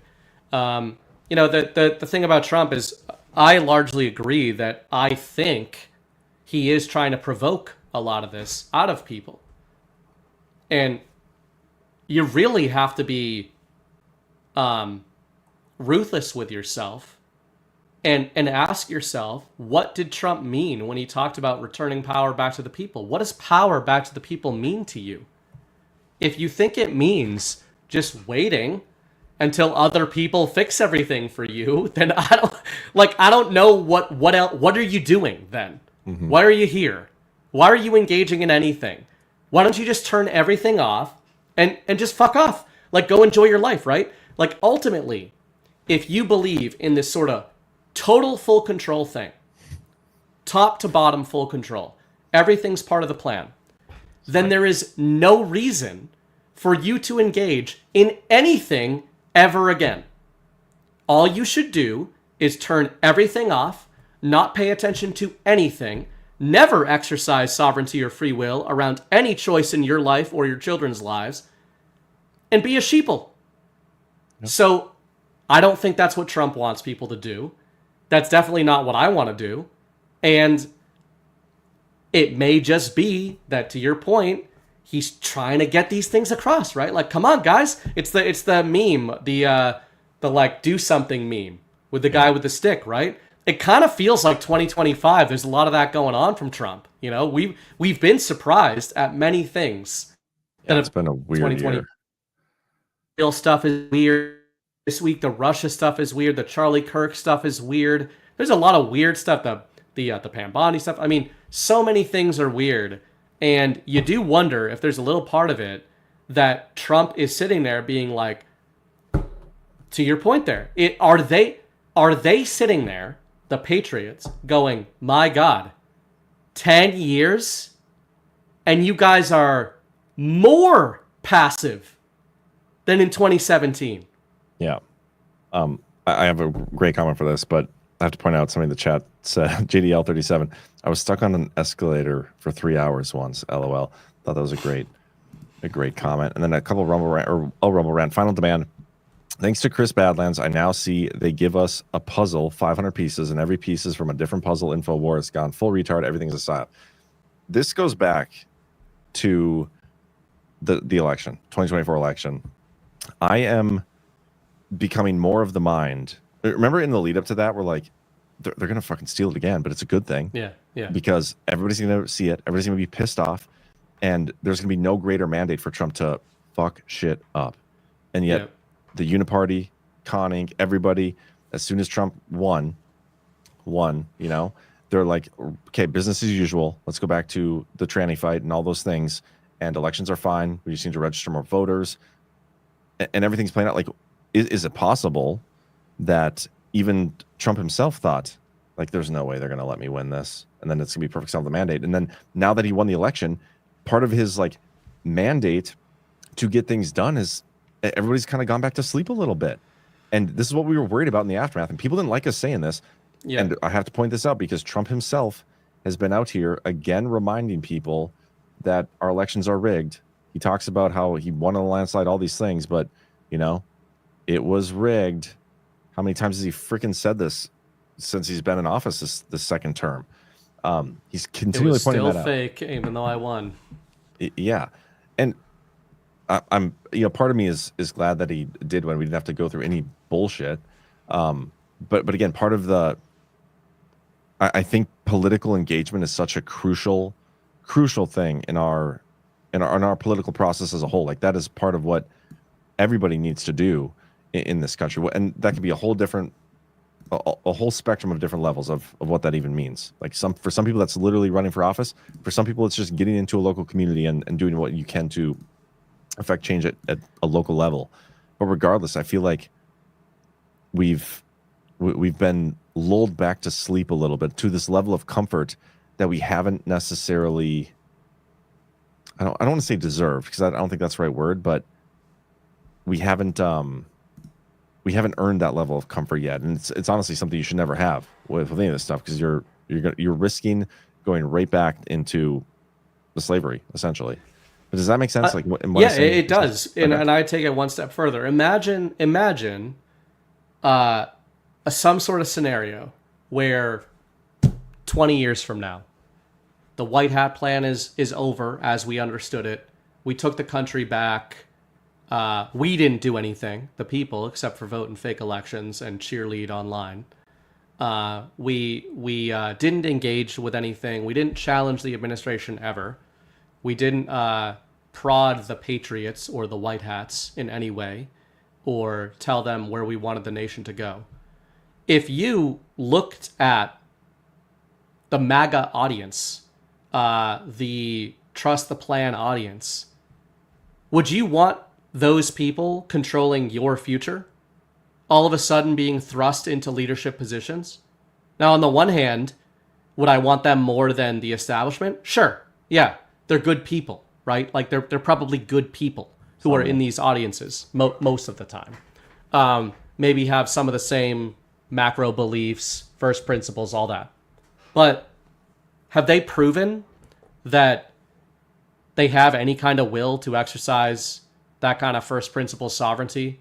That's not what a lot of people want. We're discovering that a lot of people do not want to be in control of their lives or of their future or to have a part in the future of the country. They've been, as G would say, domesticated into the belief that having a role in the future of your country means every 4 years participating in an official media humiliation ritual of filling in a dot and handing it to some old lady at a town hall. And you've done your part in the republic. Good job.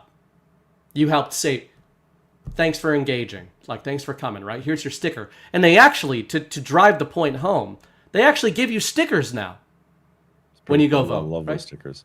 They literally give you stickers. How else That's will you what show you people give. online that you participated if you didn't get a That sticker? is what you give a small child when you want to encourage them to do something again. That's what you get My when you daughter go gets and vote. stickers after every dance class. And that's Yep. like her favorite part is she gets Yeah. a new sticker every week. The moment you started getting stickers for voting is the moment you should have fully realized they're completely fake and they're a domestication ritual. So, like you said about local action, these are things that a lot of good thinkers in the truth community do talk about, public figures, I mean. And it's good. It's good signal. It's good to remind ourselves of that kind of stuff. We're not sitting here saying that like the truth community can come together and all save the nation. It's like a lot of this stuff is beyond us. But it doesn't. The point is, it doesn't do us any favors when we are participating in the sort of the very systems that we were supposedly here to disrupt in the first place. Yeah, I guess I don't know if this is disagreeing. And I saw somebody in the chat asking this, like in all caps, yelling at us. That means, so John and BB, what would you have us do? Okay, and this is the thing. I can't tell you what to do, and you shouldn't have anybody else tell you what to do.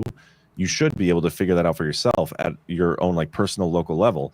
And that's, again, why I encourage people to join these local Badlanders groups. Some of them, I mean, just being blunt, like some of them have it figured out and they're rolling. And like down in Lakeland, Florida, that group, they are political.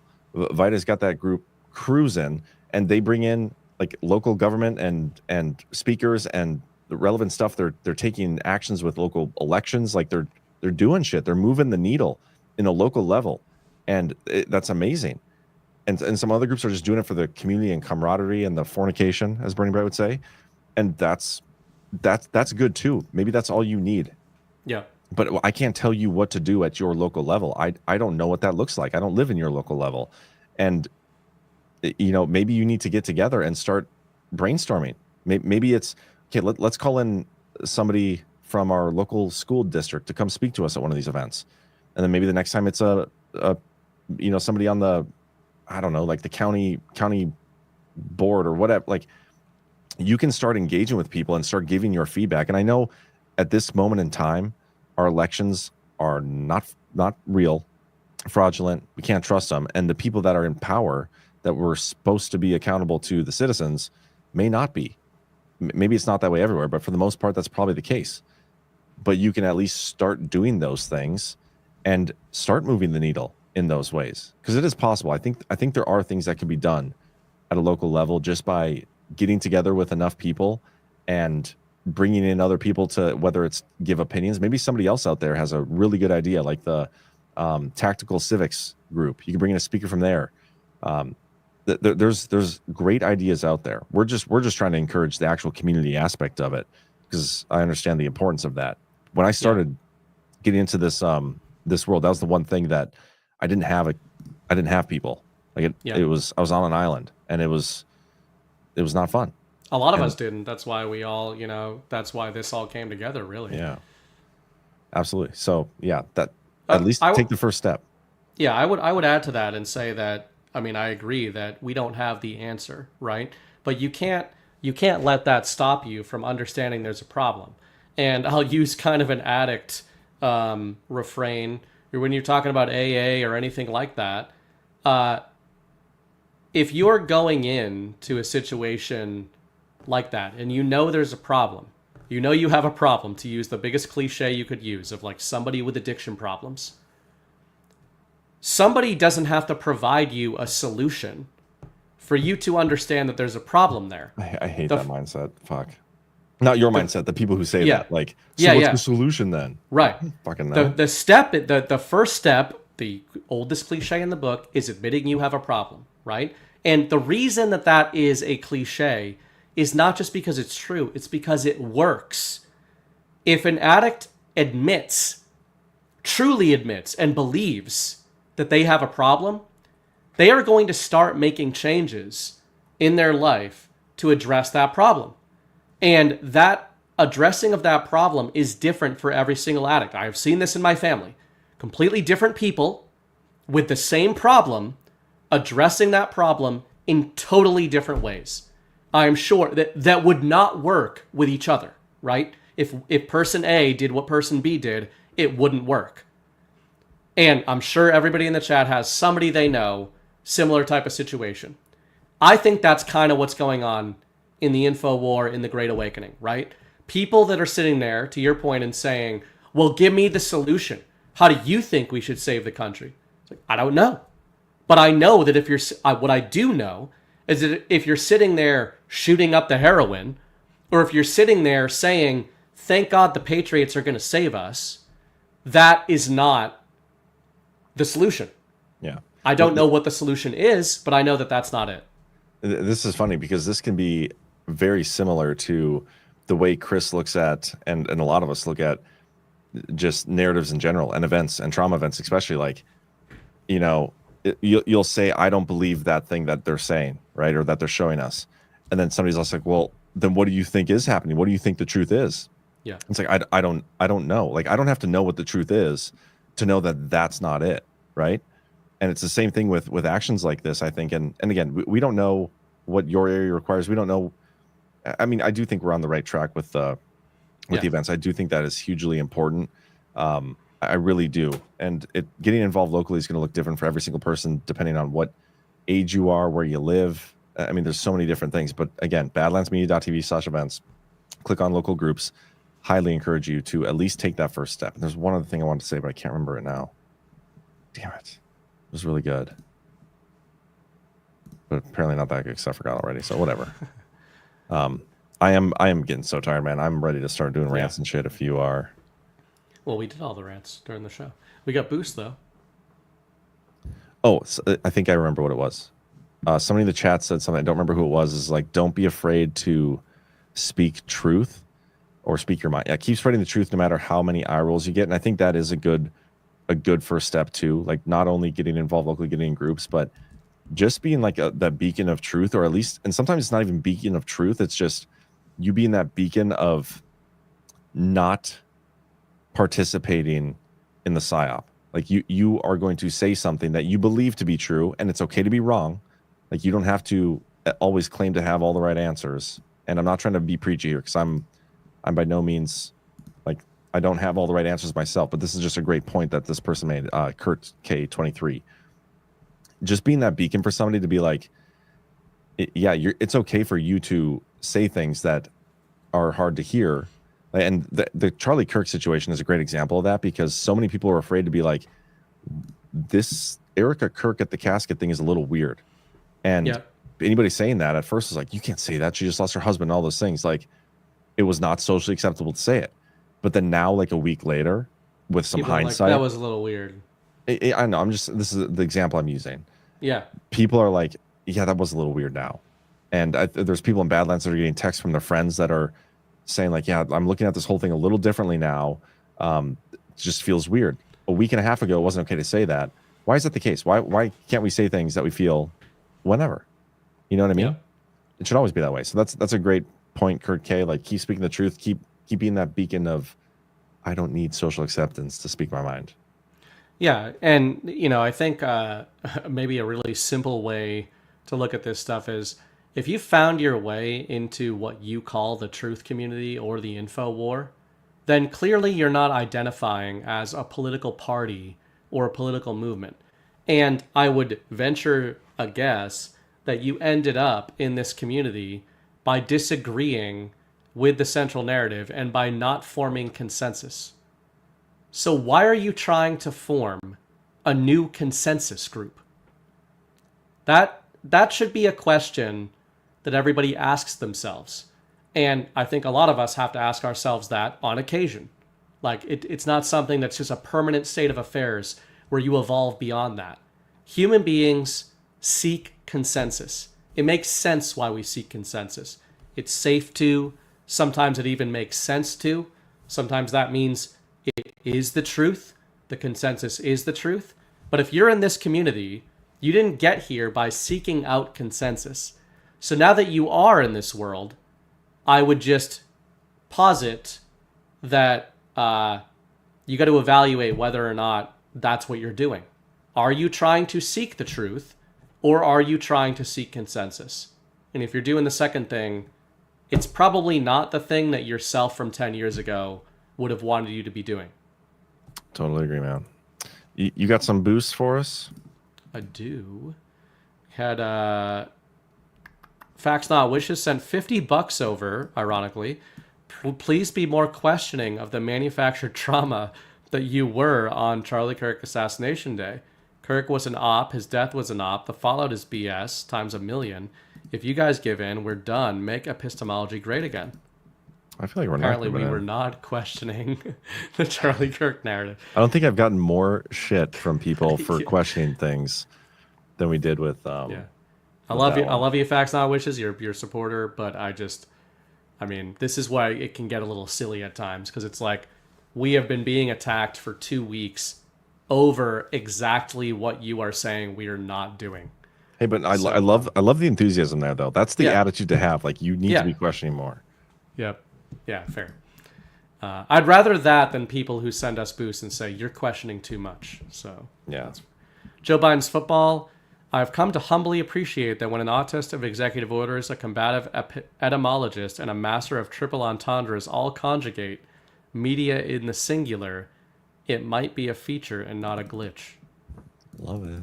Interesting. Nice word choice there. I do got to point something out here quick. Yeah. If you don't mind looking at the screen here. We have the great people over at Rise Attire, badlandsmedia.tv/rise if you want to check out the merch. It's awesome. But earlier I was talking about we need like a movie series, Sabotage, Double Sabotage, and Triple Sabotage. We have the poster for our first film. Oh, actually, technically this is the third film. Right. Yeah. President Donald Trump in Triple Sabotage. Triple Sabotage. Starring... I wonder if Donald Trump would play himself if we... Do we have the budget to do... We have. Does the budget even exist to reproduce no the sort of action scene that happened when the escalator stopped and Trump and Melania almost could have hypothetically lost their balance? And been basically probably decapitated by the steely edge of the escalator. Well, we have no budget. We have no money. But I bet we could find somebody with access to a public escalator. We could probably film it from our phone, like. Yep. And we can throw throw some AI in there. We could do it at a GART. We should. Actually, the next GART is in Florida. Trump should come there, and we can reenact. Is there an escalator at that venue? I don't think there was. There isn't. Well, we don't even need escalator. We just need stairs. That's true. Yep. Because the escalator didn't have to work. We can AI to make it look like it was working. Though, at this hotel, that are like going up, that look like an escalator. That's the problem. We'll have to figure this out. Yeah, we'll figure it out. We're gonna do what we can, guys. Thank you for 1027 JS, $20. See you in the chat. Thank you, Miss Fellow North Dakotan. Appreciate you. There you go. They were getting a little bit upset that you weren't saying that. Or they had it. They kept giving them. $54. Chris Paul may just be my new favorite TV character. A genuine seeker with a ruthless, unapologetic compassion. This is for your own good, retard. Chris Paul is the tip of the spear. I appreciate you both for your tenacity. Thank you for all you do. Thank you, Butters. I'm going to take Chris down a few pegs. I think we need to take him up a few pegs. All right. That's fair. A few decibels. We got a couple rants that came in. JK Nerdy said, get some sleep, John. I'm going to try. The Meerkat. Patel Patriot, I'd volunteer my school building for Badlands meetups, but here in Silicon Valley, only 3 Badlanders would be there. Me, myself, and I. I think there's more there than you think. Yeah, probably. I would again, even if you're just curious, like you don't have to actually go to any of these meetings. Like you can just get connected and see if it's something you're interested in. But there might be more people in your area than you realize, and I think it's worth exploring. Badlandsmedia.tv/events. Click on local groups. Scroll on the bottom. We also list all of our upcoming meetups, which is great. But just even see if there's one in your area, because I wouldn't be surprised if there was. And if you start one, maybe you start with nobody, but eventually people will sign up. The more people that are going there to look for a place, for a home, the better opportunity you'll find somebody in your area, you know? True. Then fornication will be abound. Yeah. We need to start like a Tinder for Badlanders. I don't know if we need to do that. Swipe to see. Well, to sue your group, but it is, Ash made a point, like, we probably shouldn't be using the word fornicate for this, but there have been a lot of relationships that have come out of Badlands. That's where true. like a couple marriages, a couple people that are Fornication's now name of the dating. game. Yep. So. Julie JN, one of our local councilmen, reposted comments about Kirk as well as condemning our conservative town. Took 3 days of the people speaking out on Facebook to get him to resign. Hell yeah. There's some local action. I would also say Mrs. Bright mentioned she was on a call with her company today in a marketing position. She was talking to a PR firm that they work with. And the PR guy was telling them that the other company the PR firm worked for, one of the major guys resigned over the weekend for the exact same reason. He posted a bunch of shit on Instagram about Charlie Kirk and, you know, like, it's good. I think it said, he said the bullet deserved better. Wow. Yeah, that guy's fucked now, right? And this is deep blue area, deep blue. And he got screwed because, which tells you, it's not the cancel culture thing. This tells you these companies in a deep blue area, deep blue companies, are at the point they know that the Overton window has shifted enough to when they have a public figure representing their company saying something like that, they are proactively taking the step to get rid of them. Yeah. Why would they be doing that if they thought that the public was on board? Yeah, with and those comments? this is a perfect example of, and I don't want to say cancel culture or consequence culture, because to me the consequence culture is, and what I'm not participating in, is people digging for this stuff and calling on somebody across the country that they've never met, know nothing about, all those things, doesn't affect their life in any way, and trying to like sabotage them. If you have somebody in your local area, like somebody, a local councilman in your area that doesn't, you absolutely fucking make your voice heard, because that personally actually affects you. What somebody does across the country, that doesn't affect you. But that Julie Jan is perfect. That's amazing. Good for you. And they're in California too. I'm in Central California, an hour and a half from Silicon Valley. There is a Northern California group. Look at that, Meerkat. Yes. Yeah, there's a few California groups. At least one that's really active. Mm-hmm. So great. Good Well, shit. awesome, fun show, man. Yeah. Oh shoot, I don't have an outro. Brought racism back. We could. Well, yeah, me and JB defeated racism in Plymouth, so That's what I said. I got to bring it back. yeah. And then me and JB will have to just defeat it again, I suppose. Let's see if I can find a good clip to outro on. I have so many tabs open. I got nothing. Jeez. Oh, how about this? Let's do a little Mitch Hedberg. Mitch Hedberg. See, like a 2-minute clip of him or something. Best of, maybe. Hold for processing, guys. By the way, don't forget to hit that thumbs up. We'd greatly appreciate it. That's way too long. That's way too long. Jeez. What a disaster this is. I think it's fine. Just want to find a good one. I guess we'll just do the top rated one. Let's do best one-liners. I'll just end it early. It's 11 minutes long. We'll just play through a few of them. All right, everybody. We'll see you tomorrow. Daily Herald, 1 p.m. Eastern. Peace. My friend said to me, he said, I think the weather's trippy. I said, no, man, it's not the weather that's trippy. Perhaps it's the way that we perceive it that is indeed trippy. Then I thought, man, I should have just said, yeah. Yeah, sometimes people give me gift certificates, man. I think a gift certificate is a bad gift. What's a gift certificate? You take money that was good everywhere.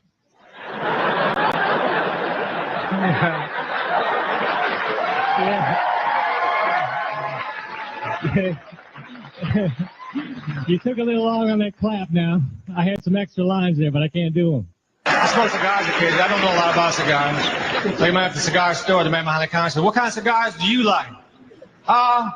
It's a boys. Yeah, I got to write these jokes. So I sit at the hotel at night. I think of something that's funny. Then I go get a pen and I write it down. Or if the pen's too far away, I have to convince myself that what I thought of ain't funny. You know what, man? I'm sick of following my dreams. I'm just going to ask where they're going and hook up with them later. Yeah, I saw this commercial on TV. It said, you can water your hard-to-reach plants with this product. Now, who would make their plants hard to reach? That seems so very mean. I know you need water, but I'm going to make you hard to reach. I will throw water at you. Hopefully, they'll invent a product before you shrivel and die. I read that last year MTV's Real World got 40,000 applications. That's amazing, man. Such an even number. You would think it would be 40,008, maybe. I wanted to buy a candle holder, but the store didn't have one. So I got a cake. You know, when it comes to racism, people say, I don't care if they're black, white, purple, or green. Oh, hold on now. Purple or green, you gotta draw the line somewhere.